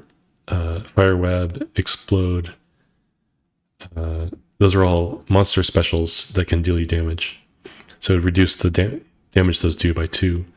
Or the Fire Elemental or Dragon. So if I get, reach the Fire Elemental, if I encounter the Fire Elemental or the Dragon, which is a boss, then they will do 2 less damage to me when they hit me. Which they probably will because they're both hard to hit. We'll see. Okay. Yeah, so that's the screen room. So let's see. Now I'm at 2 health, but I don't have anything to like any camping here. So I'm gonna move on to this red room, which is Pit of Despair, where you have to draw and fight 3 monsters. Everyone's favorite room.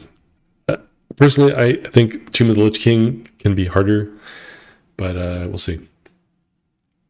Okay, I have 3. I'm still doing 3 damage.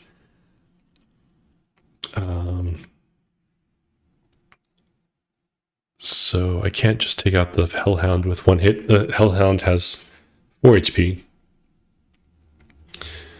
But it's harder to hit than these other two. It only does 2 damage. They all only do 2 damage. So kind of equal there, but the Hellhound has 4 HP. So I was thinking maybe I could do something to hit that, but and take it out. But I'm only dealing 3 damage, so it's going to. All these monsters will take 2 hits. In that case, I might go for the Gargoyle because it's a little bit easier to hit. It'll have 13 as its attack value. My attack value, base attack value, is 7, so I would need 6 to tie. 13. So yeah, I'll try rolling. It's always looking for things. Like I could do a sneak attack. I could throw a fireball. I've got options here. Yeah,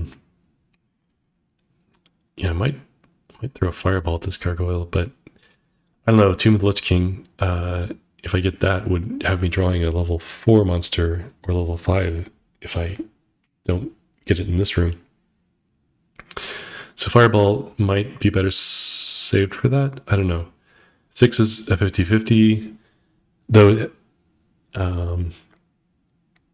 If I roll a 6, its monster special is Stone Flesh, which reduces the damage it's taken by its damage, which is 2.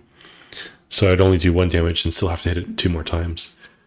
So I basically have to roll 7 or higher to hit without and deal my 3 damage. So that's 7, 8, 9, 10, 40%.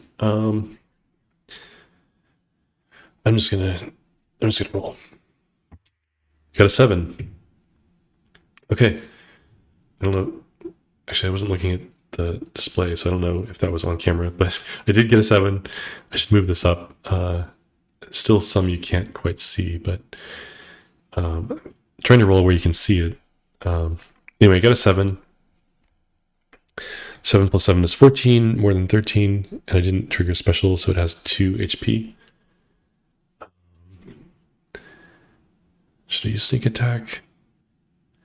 I might use sneak attack. I'm going to use sneak attack, so I discard this, though I will set it aside because this is a skill that can be repurchased for 5 experience points. During the rest phase, I can't just do it now.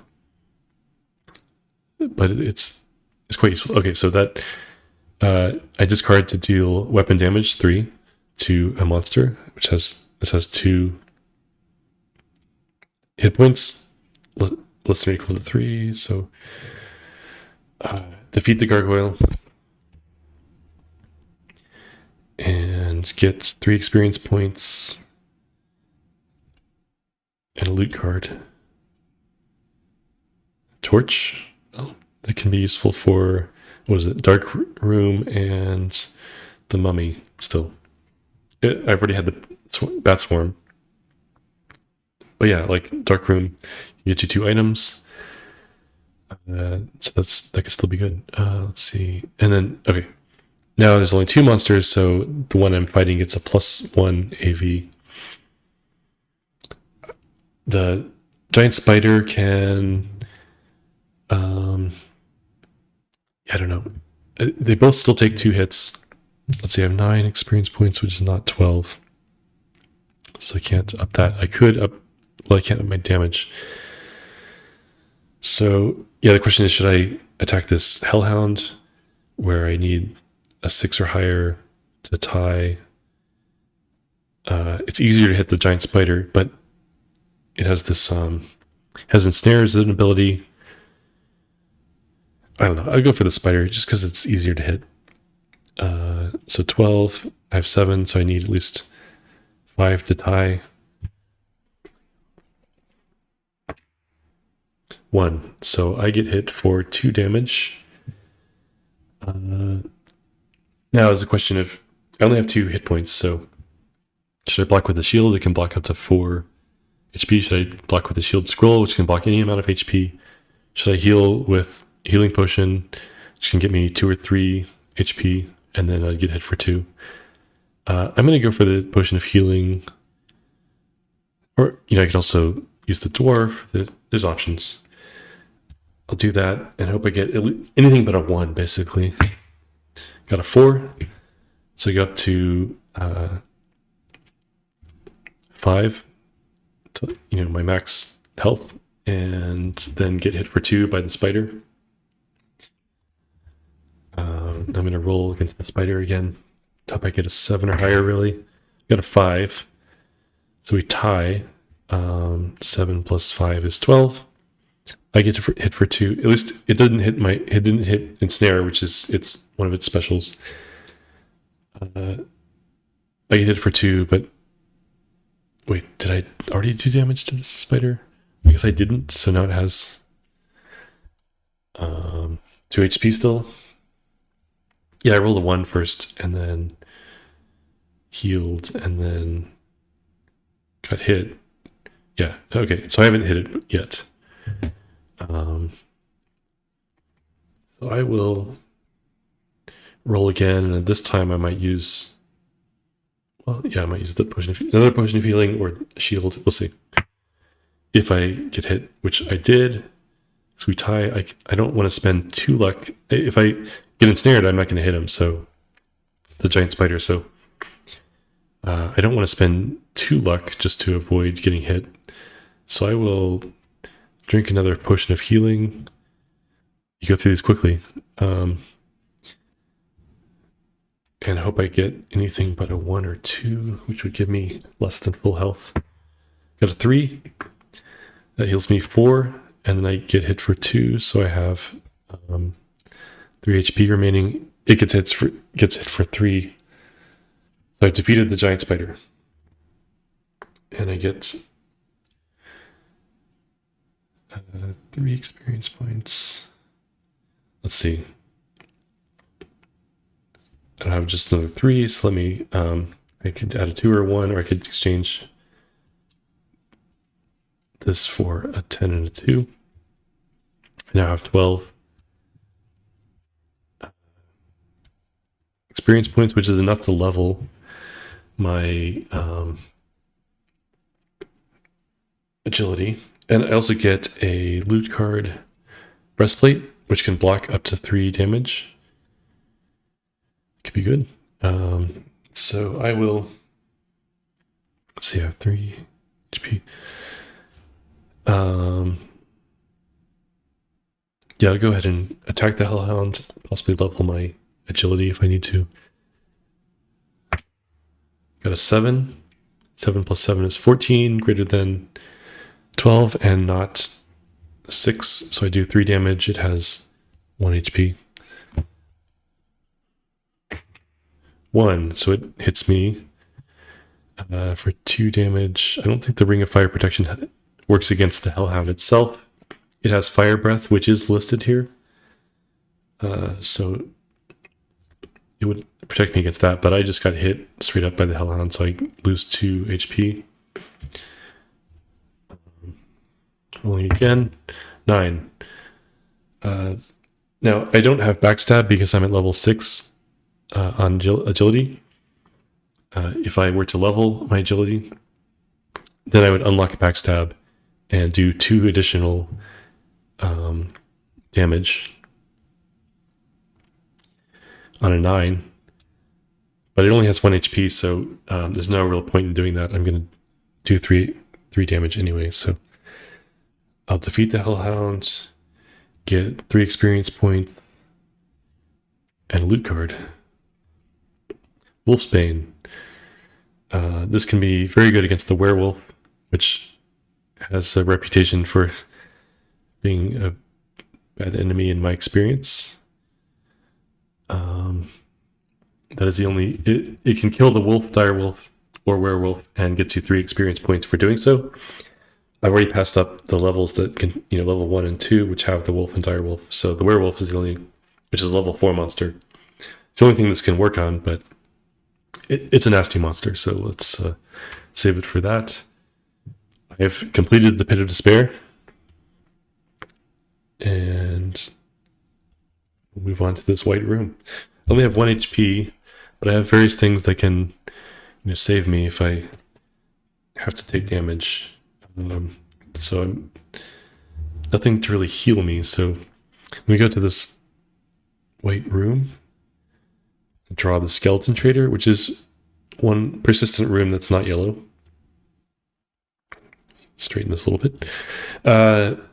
So this is a normal trader in the game, which basically allows you to draw. You have the option to not do it, but I basically always take the option to draw 5 loot cards, put it face up on the card, though putting it here to like be able to see all of them at once. And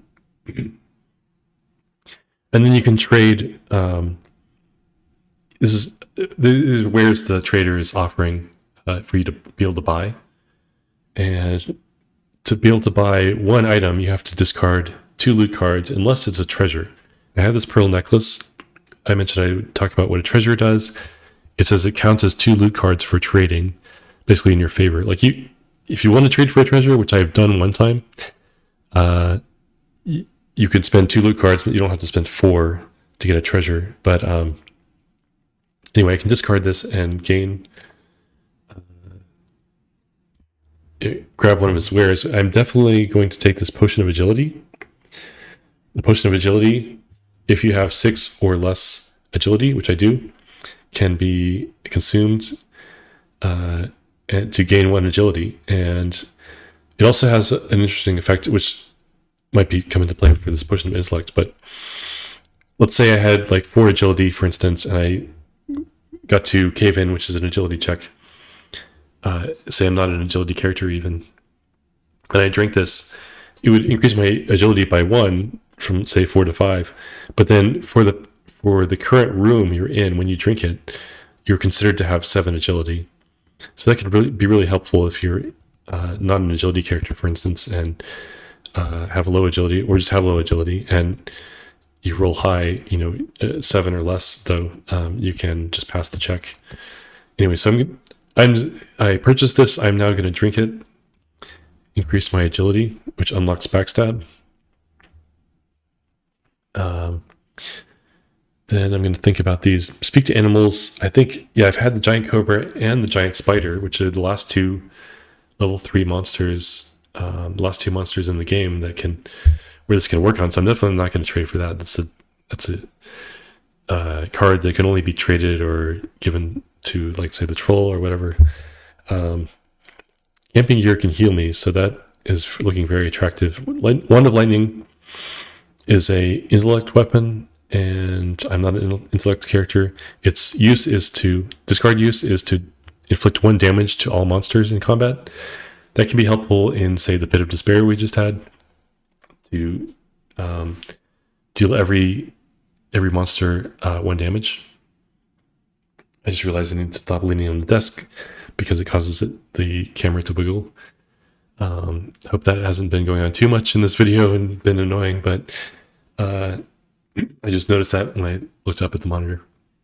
Okay, so this is not so exciting for other rooms. It can be useful in like the boss fight, for instance, but these are the 2 I'm looking at purchasing still. So put these aside. The question is, what would be worth trading for the potion of intellect, which might get me, 3 to 5 experience points worth of intellect, or the camping gear, which could heal me. The thing is, like, this shield, this other shield, the shield scroll, the actual shield, the breastplate, those are all essentially worth HP. So now if I lose health, but I've already had the poison gas, for instance, that would kill me. But damage I can block with various things. So it might be bad if I get something that has like life drain or something or whatever it's called.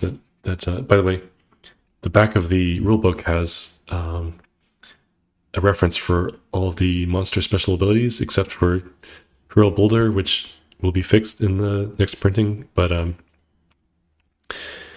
Yeah, so I think it's is it energy drain? Energy drain. Yeah, so that can causes the monster to gain 3 health and the hero loses 1 vitality. Okay, so if that wouldn't hurt, that wouldn't kill me, because it would lose when you lose vitality, you don't also lose health. But then life drain, the monster would gain 2 health and hero loses 2 health, so that would just kill me. So if I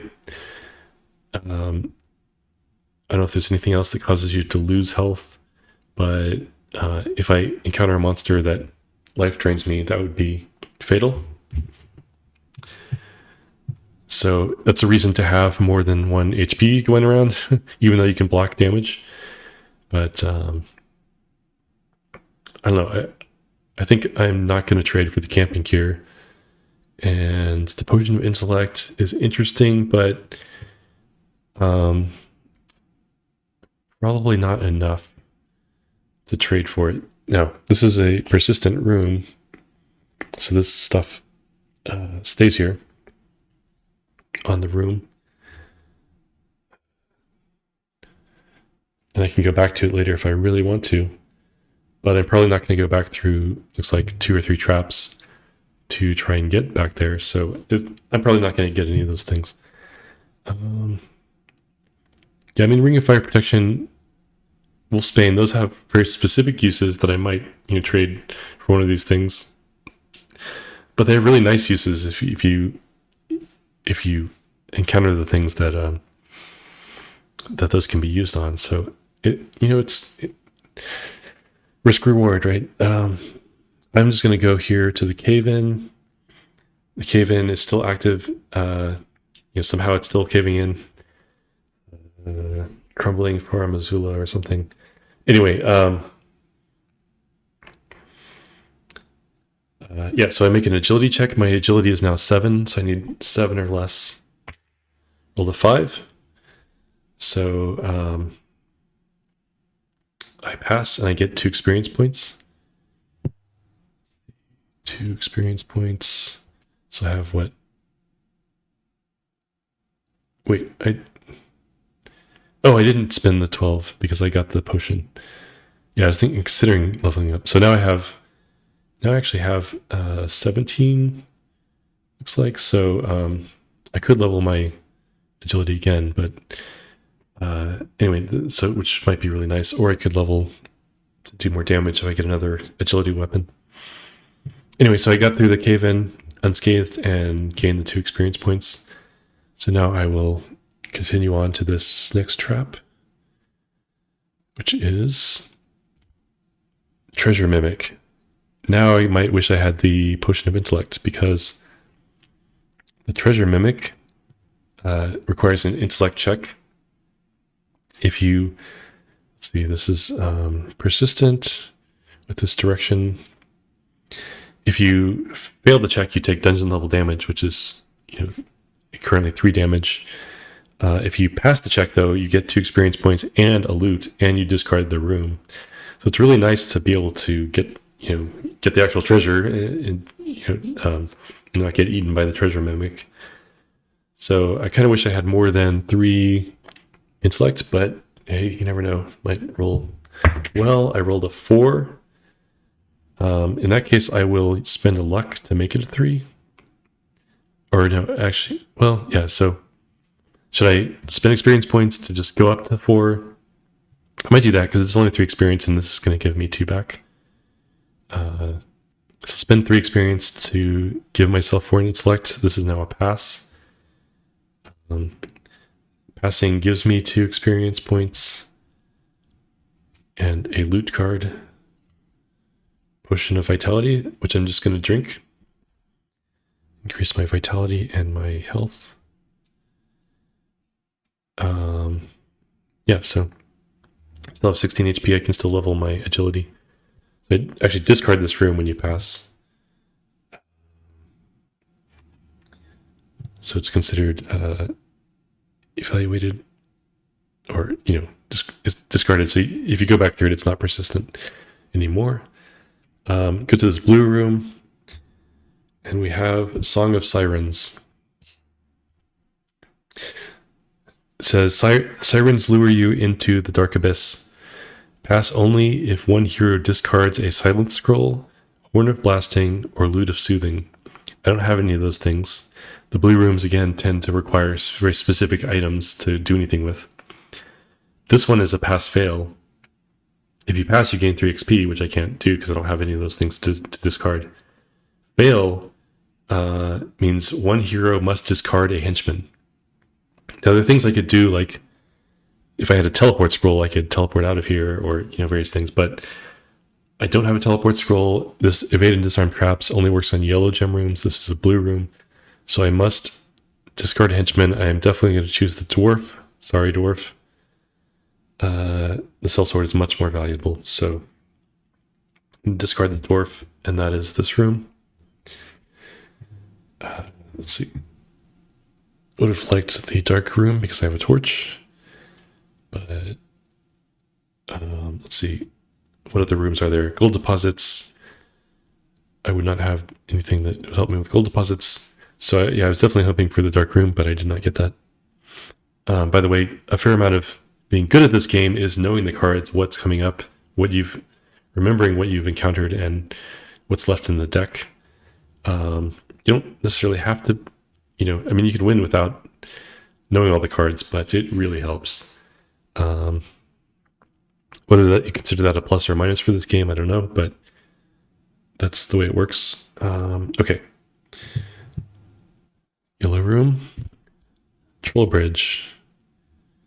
Troll bridge is not persistent. We have a choice here.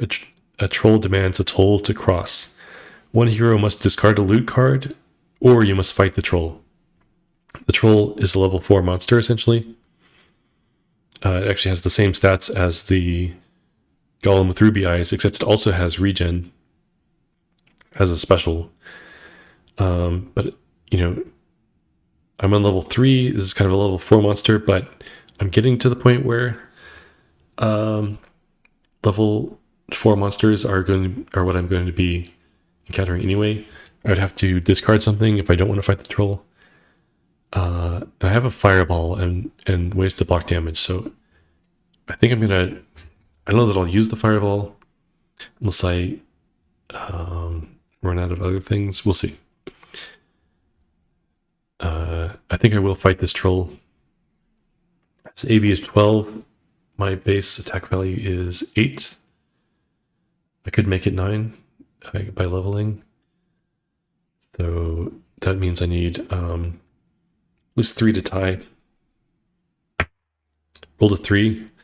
So I will level by spending 16 experience points. My agility.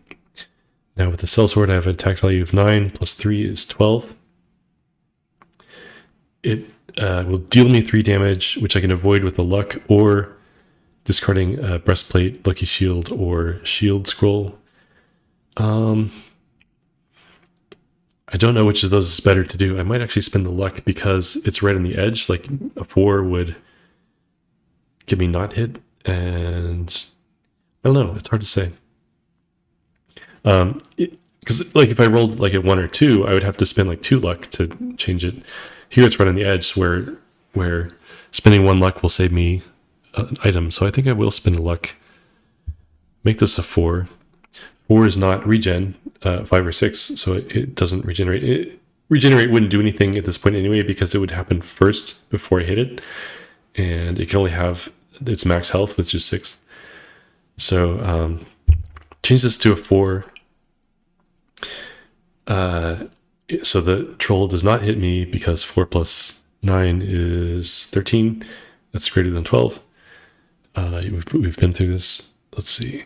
So I deal 3 damage. And it's down to 3. Now regen, if I roll a 5 or 6, will cause the troll to regenerate, which is bad. Roll a 3. So I think now the question is, luck. It's the same situation as before, but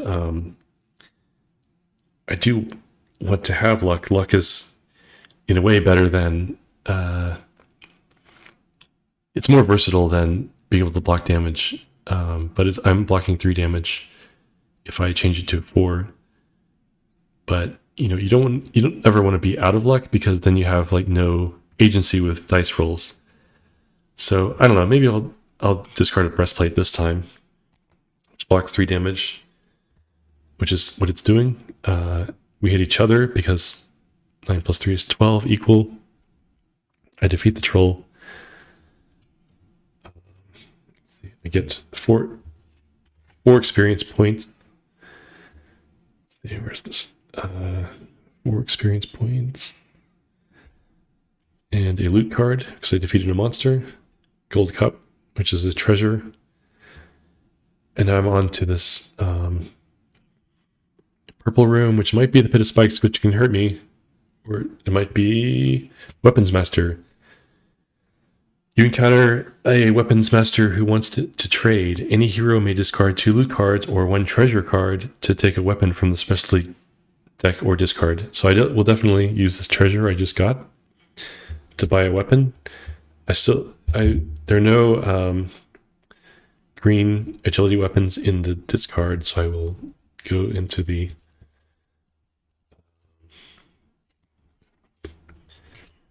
specialty deck and take the dagger, which gives me 4 agility weapons. Now my strength is still 3, so I'm still only doing 3 damage, but I have enough XP to like start doing 4 damage if I really need to. So that's the Weapons Master. Oh, it's still there. Purple. Okay, so now I'm going to go to this red room, which will be a normal encounter. So I draw Ghoul. The Ghoul also has regen. It's an undead, so I can potentially use holy water or turn undead to damage it, but I don't have any of those things. Has an AV of 11. My base AV is 9, so I need at least 2 to tie. Roll a 7, which avoids regen, which again wouldn't have any effect anyway. So since it's at max HP already, I deal 3 damage. So I'm gonna roll again. Roll a 10. That's a hit for sure. Kill the ghoul. I get 3 experience points and a loot card. Javelin, another agility weapon. So if I had a minimum of 5, which I do not, I could be doing up to 5 damage. Its discard ability is inflict 1 damage and or reroll a combat roll. So this can give you a reroll, kind of like using a luck, as well as do 1 damage to a monster, or just do 1 damage to a monster without rolling. That's hence the and or. Okay. That is level 3. So I will say things are looking pretty good despite my 2 health. I have things to block health. I have things to deal damage. I have things to avoid traps and everything, you know, but this game, it tricks you. Level 3 is when the end of level 3 is when you should be your strongest, essentially, and levels 4 and 5 are there to basically grind you down so that you don't just roll the boss when you get to the boss, if you get there. So I've been in situations like this before and still lost. Gotta keep watching. Okay, discarding. Oops.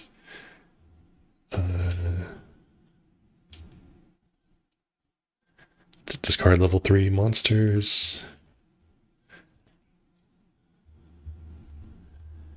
And let's see. Discard these rooms and anything on them. So these are now in the discard in case it matters. They were not before.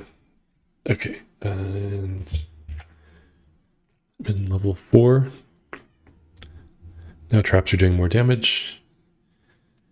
And enemies are harder, and my cat is meowing outside the door. Yeah, she's very sweet, but I don't want her in here right now. Okay. I don't have any option here off the stairs to go, but to go to this red room. So I'm going to the red room. So I bet it's going to be, no, it's normal encounter, not the Tomb of the Lich King. So I draw 1 level 4 monster. The battle commences. Okay. The water elemental has 10 hit points and 12 attack value. Only does 2 damage, but it has this these 2 specials which are really annoying. One is Drown, where for every armor or treasure you have, you lose health equal to that number. Luckily, that I need to stop leaning on the table, don't I? Luckily, I only have 1 of these, and I have 2 health. So if I were to drown, I would lose 1 health and still have 1 HP remaining, assuming I don't drown again. But absorb attack is super annoying because it can have up to 10 HP, and you can just go back and forth like hitting it, and then it absorbs your attack, and then you're back to square one. So it only does 2 damage, but yeah, it has these annoying specials. Its AV is 12. My base is 9, so I need at least 3 to tie. I'm gonna attack here. Rolled a 5, which is drown. So I will lose a health. Let me just double check. Drown is hero loses 1 health per armor or treasure they have. Yeah, I have 1 armor, and I'm not able to like discard it without needing to use it to block damage, and I can't block losing health. I can only block damage. Losing health is not considered damage. So if I drown again,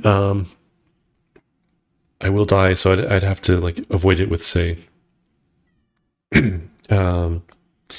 luck, some such. So anyway, but I did at least 5 plus 9 is 13. 14. 5 plus 9 is 14. So I dealt 4 damage or 3 damage. I'm gonna up my strength though for 3 experience points, so that I'm now doing 4 damage. It now has 6 HP left, so I still have to hit it a couple times. 8. That avoids the specials and hits it for 4 damage. 6 would be absorb attack, so I'm going to avoid that with a luck, because that's super annoying. Like I mentioned, I get 4 experience points and a loot card. Helm of Intellect. Helm of Intellect is a helm, so it can block 2 damage. Also, once per game when you draw it, you gain intellect. So now I only need 5 HP, to spend 5 XP to be doing 5 damage, which would be nice. But hold on to that until I need it. Okay, that's that room. Go to this, let's see, the blue room.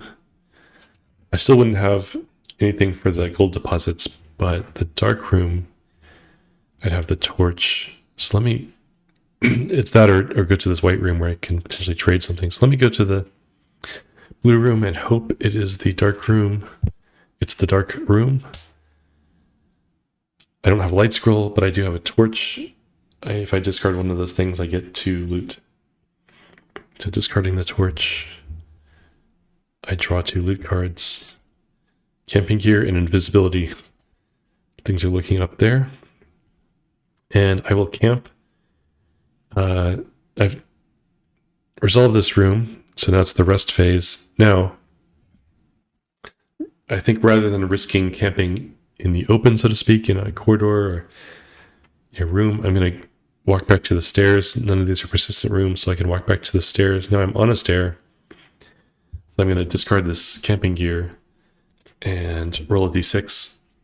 If I weren't on the stair, then rolling a 1 through 3 would put cause me to encounter a monster and have to fight it. Because I'm on the stair, that's not a risk at all. So I rolled a 2, so I get 3 health. I'm back to 4 HP. It'd be nice to roll a 4 or higher, because then I'd be at full health, but I'm not. Didn't do that, so I'm not going to use luck to get, essentially to reroll or get 1 health. So I don't think that'd be worth it. So I at least have 4 HP now and not 1. That's the camping gear. What else did I draw? Invincibility. So that can be very useful in, say, the Tomb of the Lich King, which might be next. How should I trade? Go to the White Room or go to a fight? The Red Room. I'm not sure what I would trade at this point. The Helm, perhaps, and I don't know. I like everything else I have pretty much. I want to see whether I get the werewolf before I trade away this Wolfsbane, because I don't like that guy. Okay, so I'm going to go to this Red Room. Encounter with the Stone Golem. It has a weakness of the Transmute Rock to Mud scroll. I don't have that, so I'll start rolling. Combat. 10. So I hit. It has 7 HP and I do 4 damage, so it's now at 3 HP. Try again. 8. That avoids the specials. 8 plus 9 is 17. So I definitely hit and get 4 experience points. Let's see, 4 experience points and a loot card. Potion of healing, that's good. Now I think I'll try to go to this green room. That was red. But I have to go through this yellow room first. However, it is the gelatinous cube. The gelatinous cube you can pass if you have a rope or discard a flying carpet. I have a rope, so I simply pass. See, this is facing up. So I gained the 2 experience point from that. That brings me to 14.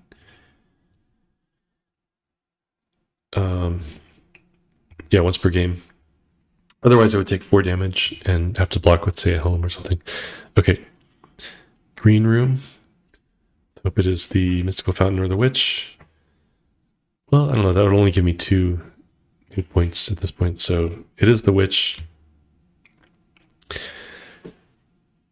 Still good. Okay, so the Witch offers to brew you a potion, but you have to pay your youth.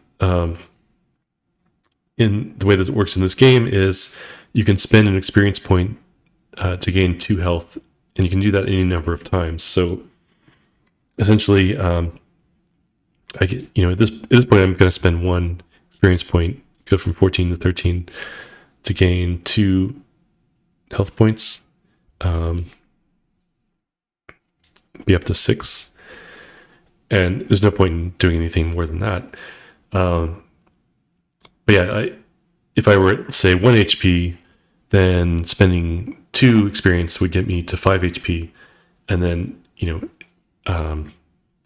spending 1 more would get me to full 6 HP. And then there's always the question: is that worth spending 1 experience point for 1 health? Maybe, just kind of depends.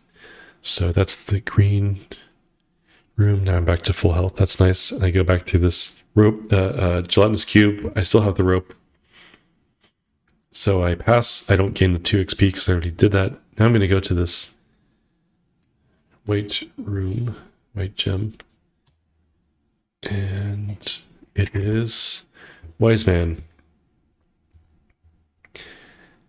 Wise Man allows you to discard 2 loot cards or a treasure to take the Wise Man, which is similar to the dwarf, it basically makes your intellect a minimum of 5 for skill checks. It can also be used to block damage, just like any henchman. I still already have the shield scroll, shield, helm of intellect for blocking damage, and I already have 5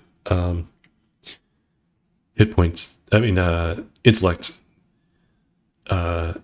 which is, so he would help me in skill checks, ability checks. So I don't think it's necessarily worth giving up 2 items for. Now, I mean, maybe the Ring of Fire Protection and Wolfsbane never come into play. The rope now is only really good for, well, a couple of things, but so I could trade some things away for the Wise Man, but I think I'm going to pass. That is the weight room. Now I'm going to go to. Well, I could actually skip this purple room because I already have 5 weapons. It's going to be either the, what is it, Orb of Destruction, which is an intellect check to get a weapon, or the Pit of Spikes, which is an agility check to get a weapon. I don't necessarily need more weapons at this point, though. It's kind of like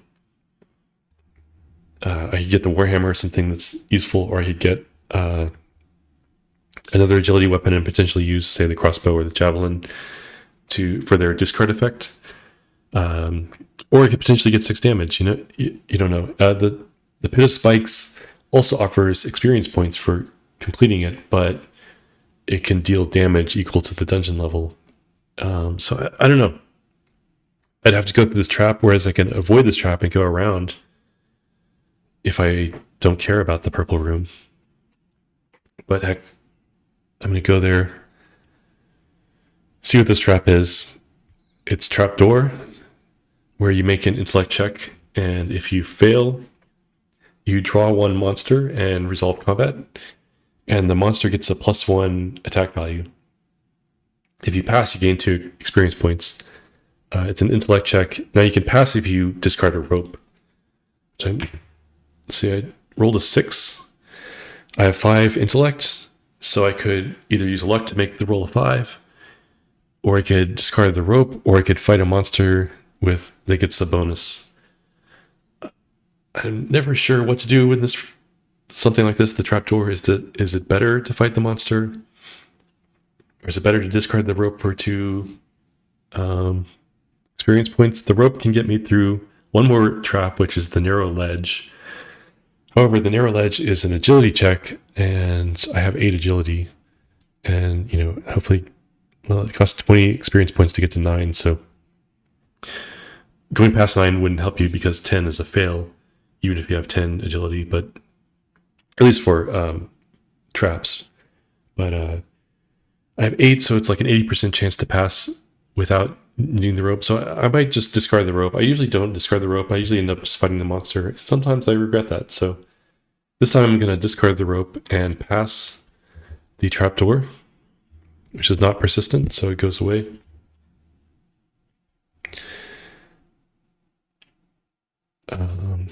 And I get 2 experience points. So I can make this a 5, for instance.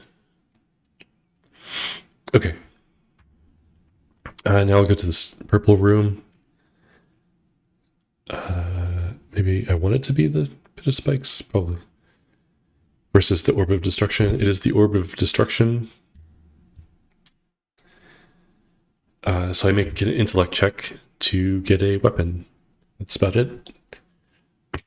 Roll a 3, so I get a weapon. Now I could, like I said, take this Warhammer that's in here, which can deal 2 damage. I don't know if there are any other weapons in here. Let's see any others. Wand of Lightning. Yeah, so I think I will take the crossbow, I think is left here. Yeah, crossbow. I think I'll take the crossbow, and that'll free up. Either it'll allow me to do 6 damage if I get my intellect and strength both to 6, or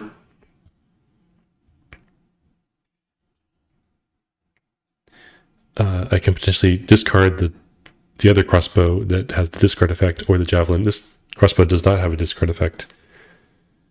But if I need to, yeah, reroll or do 1 damage with the javelin, or increase my roll with the crossbow, I can do that without giving up damage, since I now have another agility weapon. Okay, that was Orb of Destruction.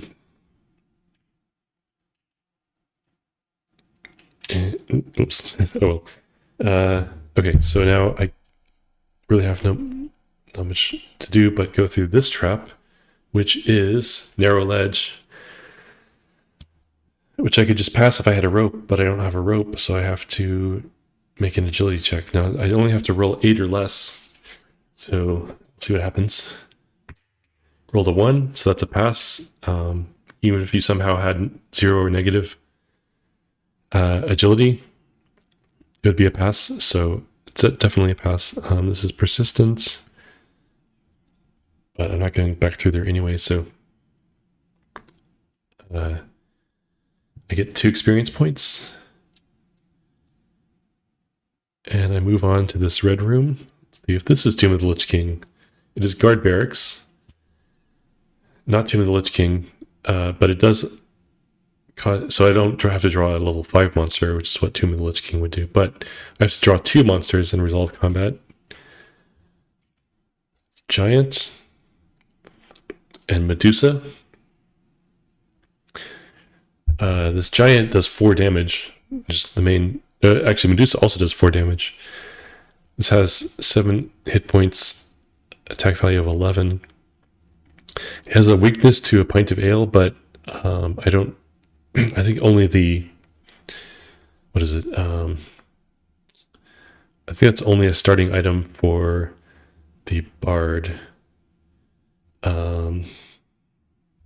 So I don't have one of those. I'm not going to draw one of those. Anyway, so... oh yeah, but the Medusa has a weakness to the magic mirror. If you know the Greek mythology, you know why that's her weakness. So it's possible I could draw that if I defeat the giant. And the giant's easy to hit. They both do 4 damage. They'll both take me to... let's see, where's this? Yeah, they'll both take 2 hits unless I up my strength to be able to kill. So I'm going to go for the giant. I need at least a 3 to tie. Rolled an 8, which avoids specials and deals 4 damage, so it has 3 HP. Yeah, I'm still doing 4 damage. Yeah. So roll again. Rolled a 9. That actually does 6 damage because I have backstab. I don't know if I missed that before, but if I did, it didn't matter. So I don't think. Okay. So I defeat the giant and gain 4 experience points and a loot card. Gauntlets. Like boots or greaves, that's just blocks 1 damage, but that can save your life. You never know. It's not Gauntlets of Strength, which would give me a strength. But it's it's an item. I can use it for trading or whatever, so it can still be useful. Okay. Medusa has an AV of 12, so I need at least a 3 to tie. She also has pretty nasty specials. Insanity reduces your intellect by 1. Charm causes you to have to discard a henchman. So if I roll looks like 6 for charm, I will definitely use a luck to save the sellsword. Rolled a 9. 9 allows me to do backstab, so I do 6 damage and kill Medusa. Gives me 4 experience points and a loot card. Halberd, which is like the javelin. It can deal damage and or reroll a combat roll. Otherwise, it's a strength weapon, so it doesn't help me. Let's see. By the way, this loot deck is getting small. I put the other half over here because I didn't want to be knocking it over half the time. So that is the rest of the loot deck. If you do well in this game, go through as many cards as you can. You still only get through about half, maybe a little over half of the loot deck. So there's quite the variety of cards there. Some are duplicates, but a lot of them are actually unique, which is really nice. In some ways, it's if there's one item you really need, chances are you're not going to draw it. But that's part of this game is not only the luck of the draw, but making do with what you have. So what you do draw. Okay, that's guard barracks. I just died, I guess, but I tripped down the stairs. But no, I finished level 4, so I'm on to level 5. Level 5 monsters. Level 5 dungeon. Let's see. Level. Reset these. Discard these. Interesting. This might be what I think is the most interesting dungeon layout of these cards. So it might be more interesting if you get on something other than level 5. We'll see. Okay, let me put these back over here to the side. And the only thing I can go to at first is a trap, which now might do 5 damage, and I have 6 health, so we'll see what happens. It is Crushing Wall, which is a strength check. I would actually like to increase my strength to do more damage, and it only cost me 5 of my lot of XP, so I'm just going to go ahead and increase my strength to 5. Now I'm dealing 5 damage instead of 4. Because I definitely have at least 5 weapons, and my minimum stat is now 5. Okay. Yeah, Crushing Wall. So it is, let's see, direction is it facing to the right?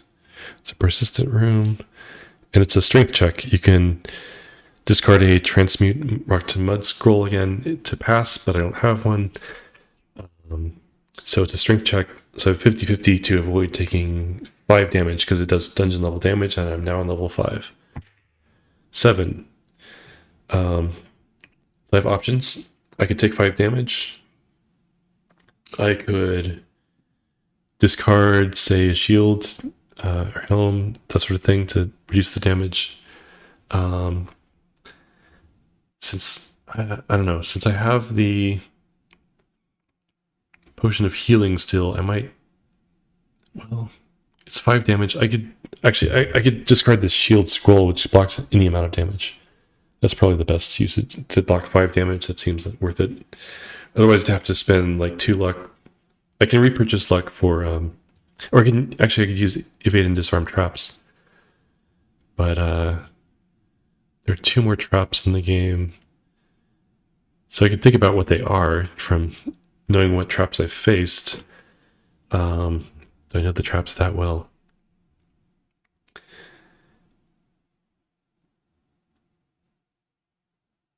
I don't think I do, because I'm thinking of ones I've already had.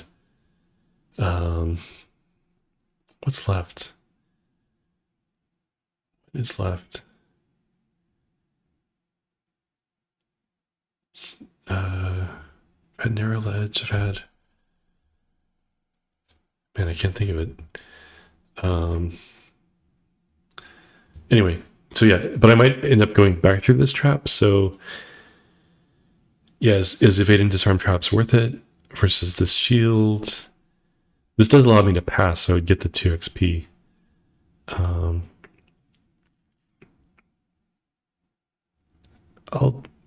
fact, and I can repurchase this for 5 experience points. So I'm going to use evade and disarm traps to just pass this.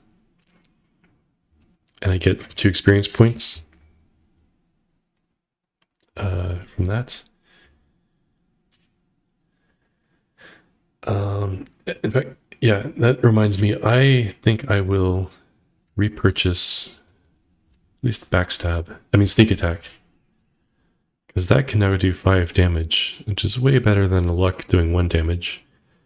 It has the same cost. I can't use it to like avoid a special or anything, but so it's not as versatile as a luck, but just being able to do 5 damage can really help, especially versus a boss. So, and I'm about to go into combat. The question is, which way should I proceed? Now, I believe in this version of the game, I could just run to the boss. In the first edition of the game, there was a requirement that you visit all 3 red gem rooms in level 5 before you could proceed to the boss.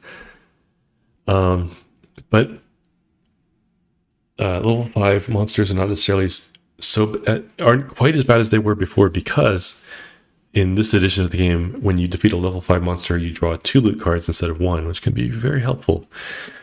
It can still also like completely crush you, so it's definitely a trade-off there. I think I'm going to go. Let's see. Still don't have anything for the. I have a halberd. Okay, I'm going to go this way to this fight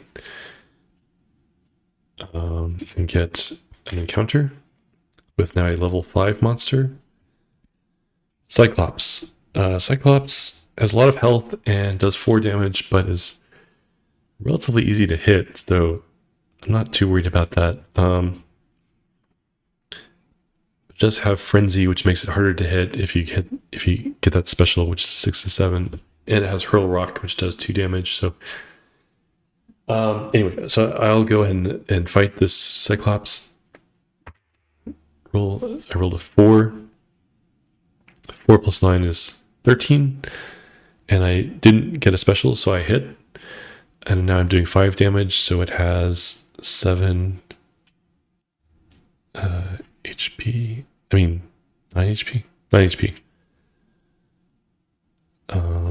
So keep rolling. Got a 3, so we tie. At this point, I can actually take damage, 4 damage. So I'm just going to do that. And hit for 5. I still have this potion of healing. I can get back to potentially full health. So roll a 2. For that, rather than use the potion of healing, I will block with the lucky shield.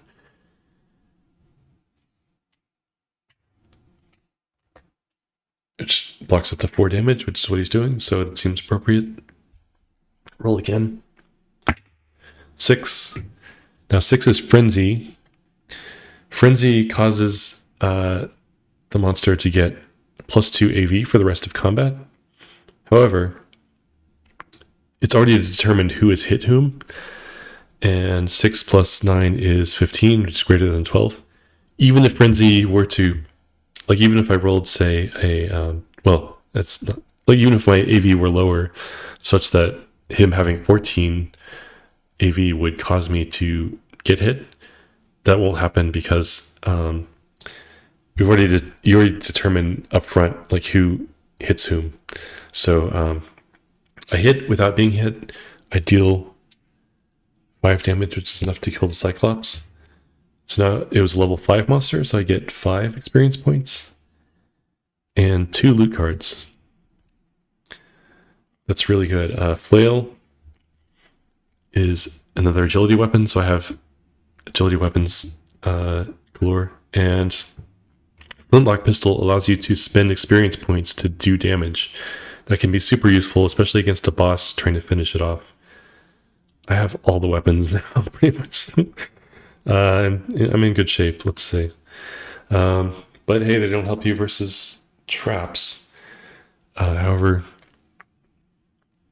right now I'm going to go to, let's see, that was that room.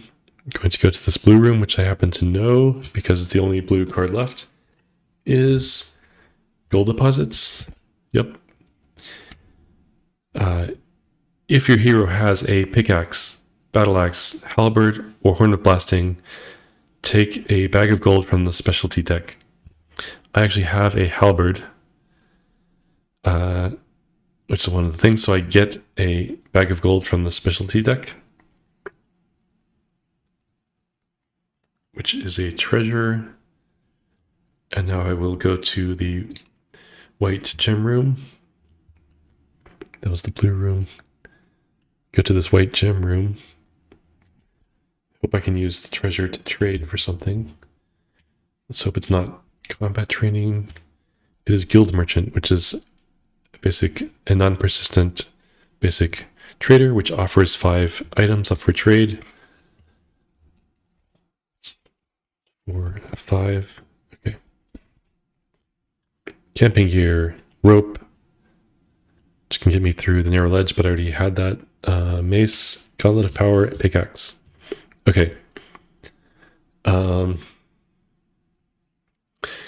of power can block damage up to 3 health worth of damage. This card is bent. That's annoying. Pickaxe can deal 1 damage. Mace can deal 1 damage and increase a roll by 1. Rope, I'm out of uses for rope, actually, so knowing the dungeon, I'm not going to trade for that. Camping gear could be really good. I'm at 2 HP. I would have to get back to a stair to be able to not encounter a level 5 monster if I roll 4 or less, 2 and 3 chance. So, but still, like, healing is really good, and I could potentially do that on the exit stair. The mace could be good because it can be a bit like a luck and increase a roll by 1 to usually the better direction to increase, to change the roll. I don't know. I have some really good stuff here though, so I'll use this bag of gold for one thing, and I think I'm going to take the camping gear. And now the question is say the mace is strictly better than the pickaxe at this point, given that I just had gold deposits and I had the halberd anyway. So the mace, I could spend, say, gauntlets, but what else? Helm of Intellect, or yeah. So the werewolf is the only thing this could have worked on after level 4, but now I'm on level 5, so I will not get the werewolf. So I'll spend gauntlets and wolfsbane on this mace. And have yet another weapon to be able to spend in combat. Okay, that's all I'm going to trade for. This is not a persistent room, so this goes into the discard. And that's that. Let's see. Okay, now should I go back through the crushing wall or try and take my luck this way? I have already gotten this. Okay, so what I'll do is I'll repurchase evade and disarm traps for 5 experience points, because this is the rest phase.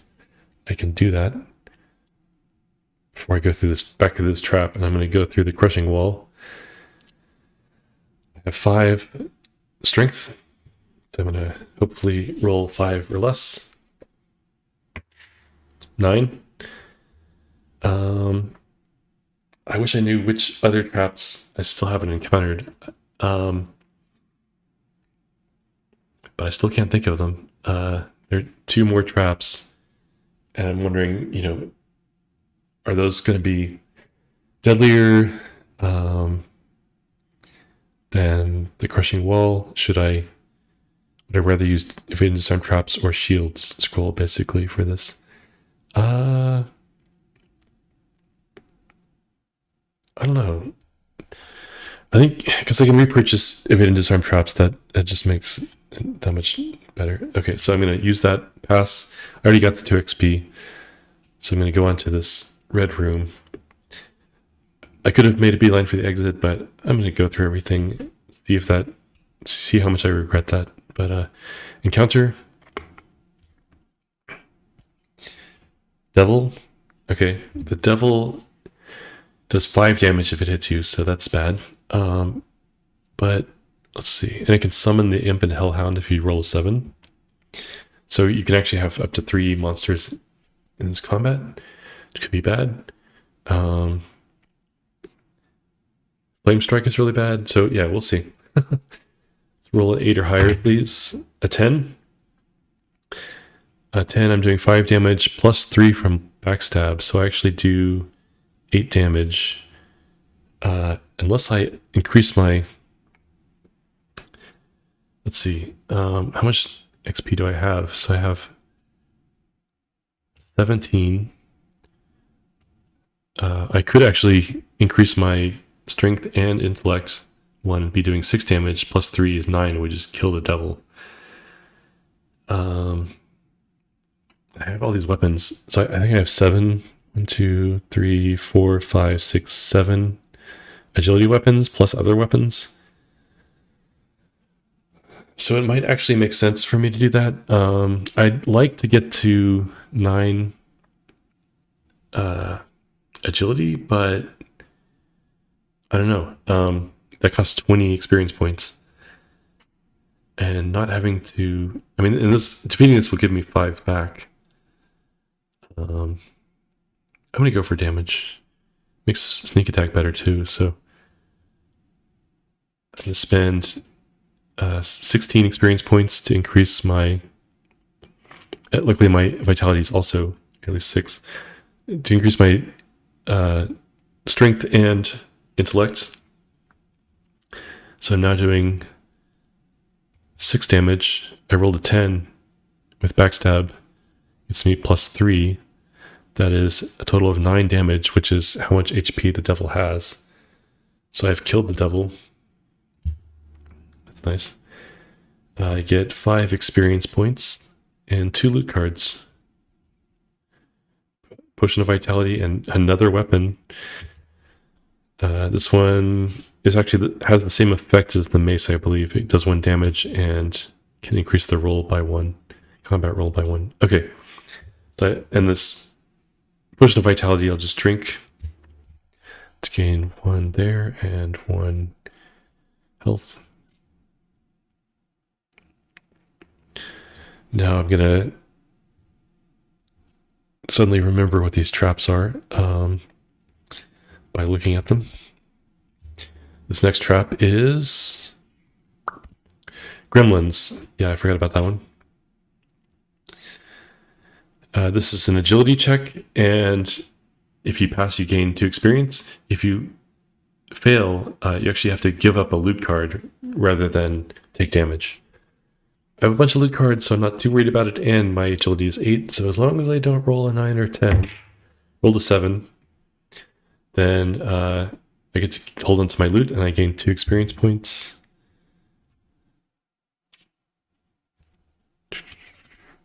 And it's not a persistent room, which is good, because I might go back through it.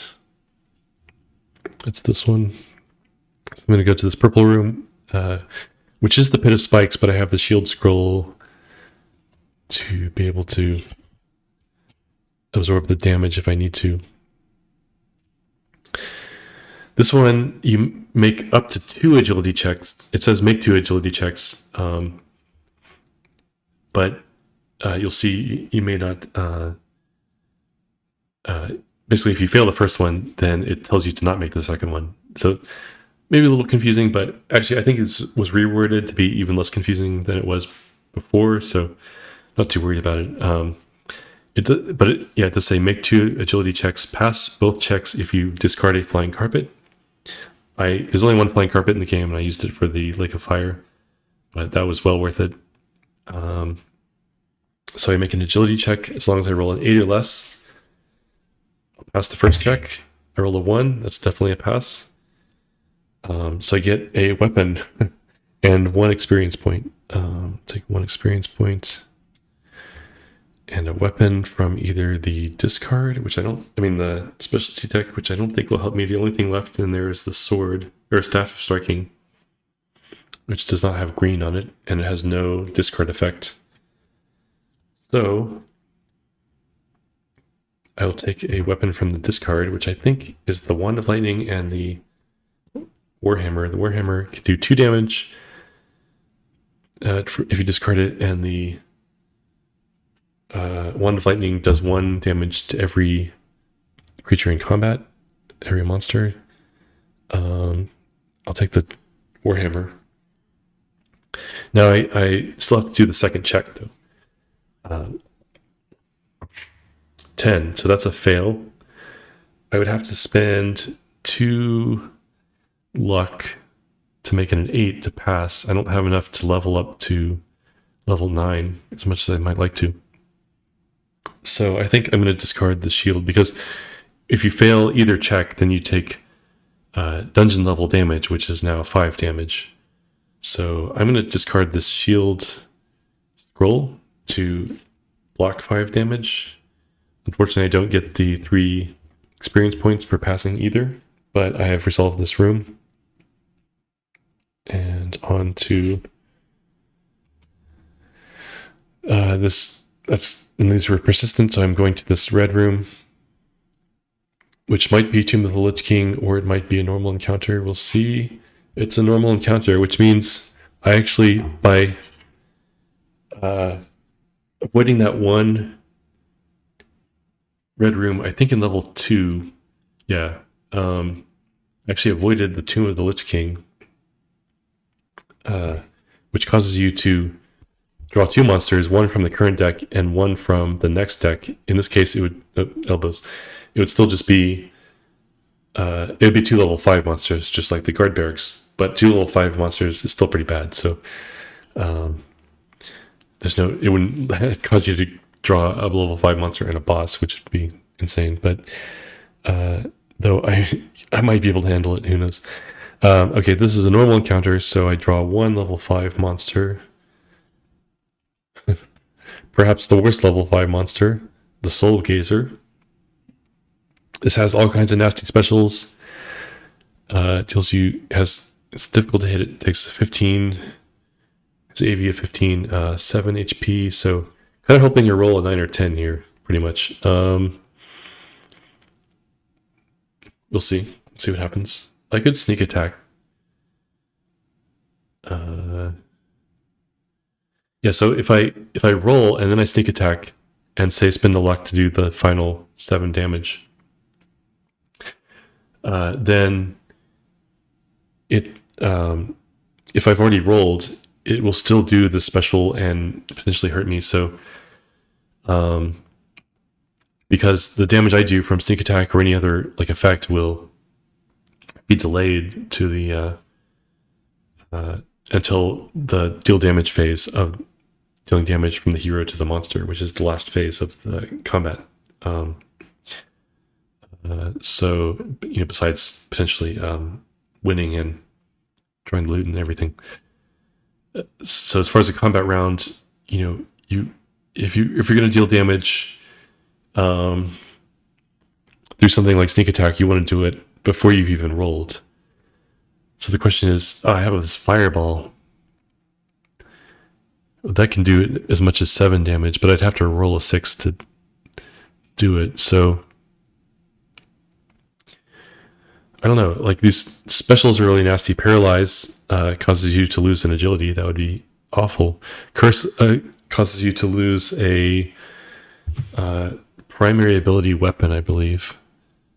So an agility weapon. That would be bad. And then fear causes you to discard a henchman. See, my only henchman is the best one. Sleep would put me to sleep and cause me to not only miss, but have to do an intellect check to wake up and potentially get hit by the monster while that happens. So I don't want any of those things. I will spend sneak attack and a luck, I think. There's something better besides... I could roll for a fireball and hope I roll 6 and get just... or I could spend sneak attack and a weapon, potentially. I'll spend sneak attack and a luck to just kill the Soul Gazer. It's nasty. Like I mentioned, that gives me 5 experience points and 2 loot cards. Potion of Vitality and Potion of Strength. So Potion of Strength I could actually drink and get 7 strength. Might as well do that, I think. And Potion of Vitality gets me 8 Vitality. So I'm just going to drink these. If I ever somehow get to 7 intellect, I would actually be doing 7 damage. It would cost me 12 experience points, and I've already had the Helm of Intellect, and I've already passed up the Potion of Intellect. So there's no way I can get, that I can think of, 7. I guess there's the Alchemist Lab, which might be next, actually.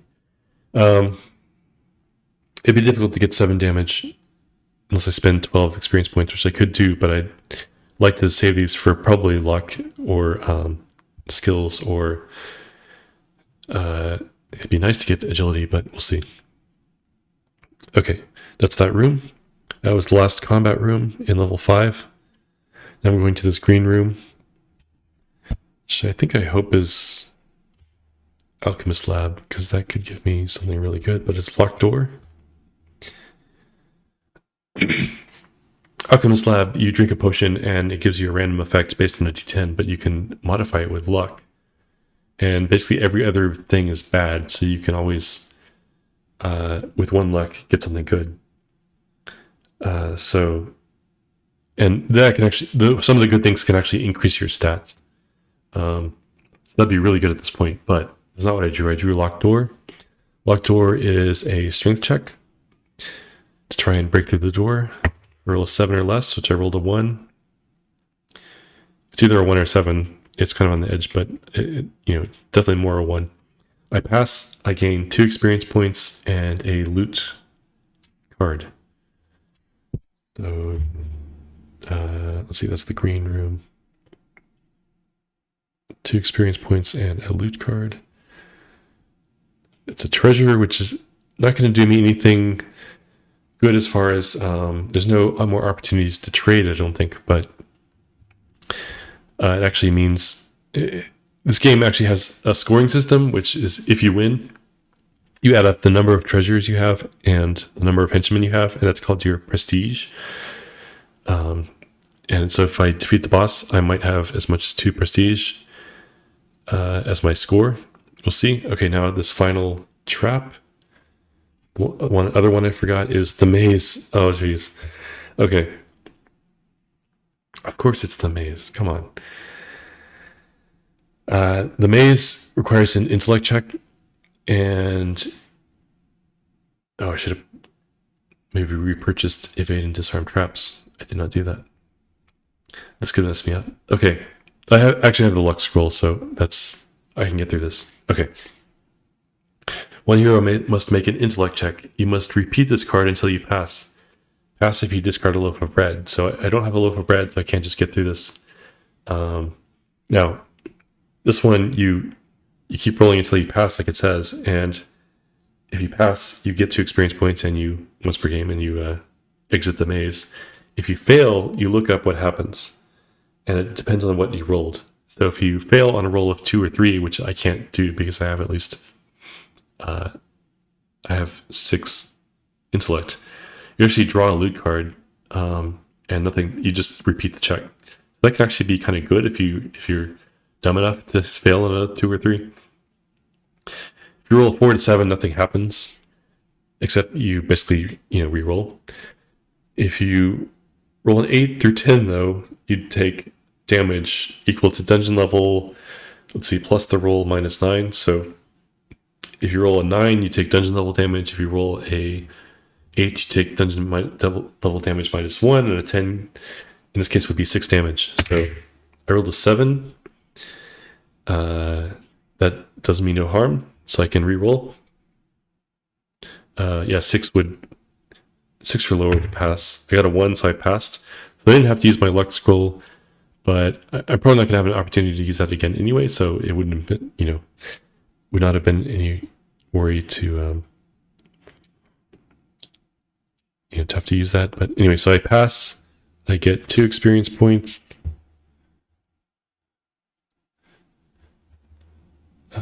Let's see. How should I do this? Just replace 2 with 4. Get 2 experience points. And I'm on to the boss. Let's see, I believe I have a camping gear. So I'm not quite at the boss. I'm going to camp on the stair. So I will camp. I'll roll. It doesn't really matter because there's no chance of facing a monster. A roll would get. Actually, let's see. I have 8. I don't still have 6 vitality. I have 8 vitality. So yeah, I want to roll at least a 3. I think so I rolled a 4. So that gives me max HP 8. So I'm looking pretty good here. All right, so I'm exiting level 5. There's no more cards under this, so I discarded the level 5 monsters.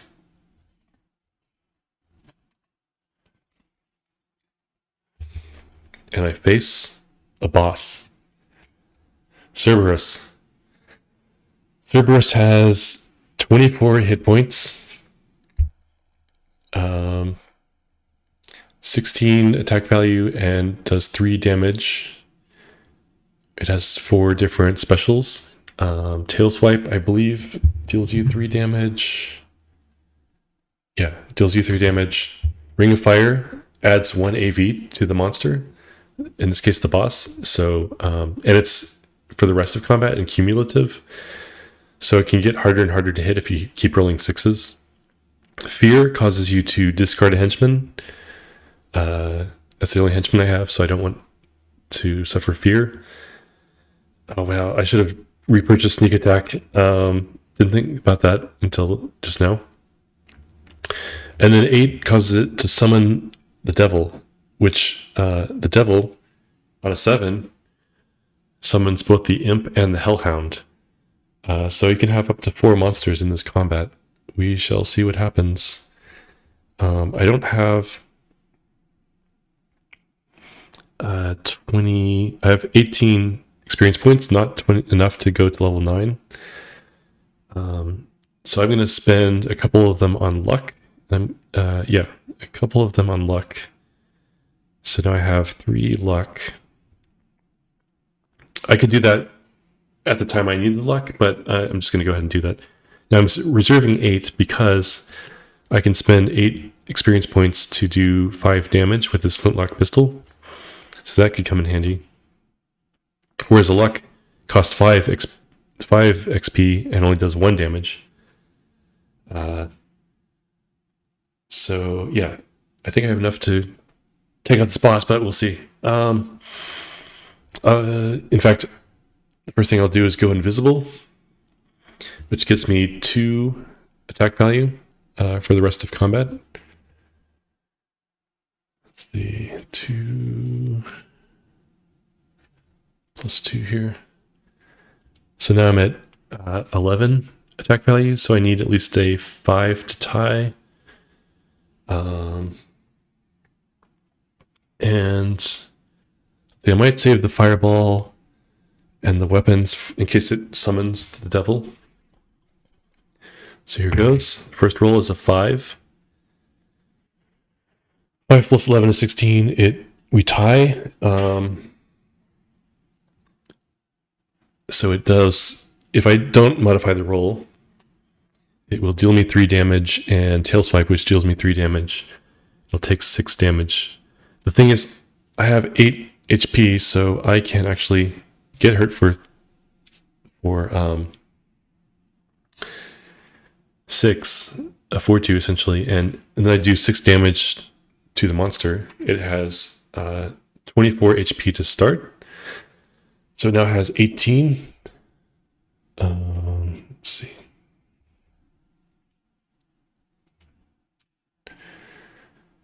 HP and dropping.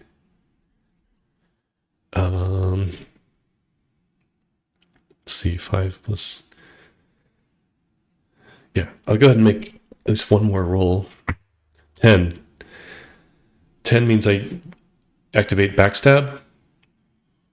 I have 6 damage base. I definitely hit because it's a 10. And I do 3 more, so I do 9 damage. Bringing this down to 9 HP. Now, I could roll again, or I could just chuck everything I have at it. So I'm definitely going to throw this fireball at the Cerberus. Thematically, I don't know how much that would do to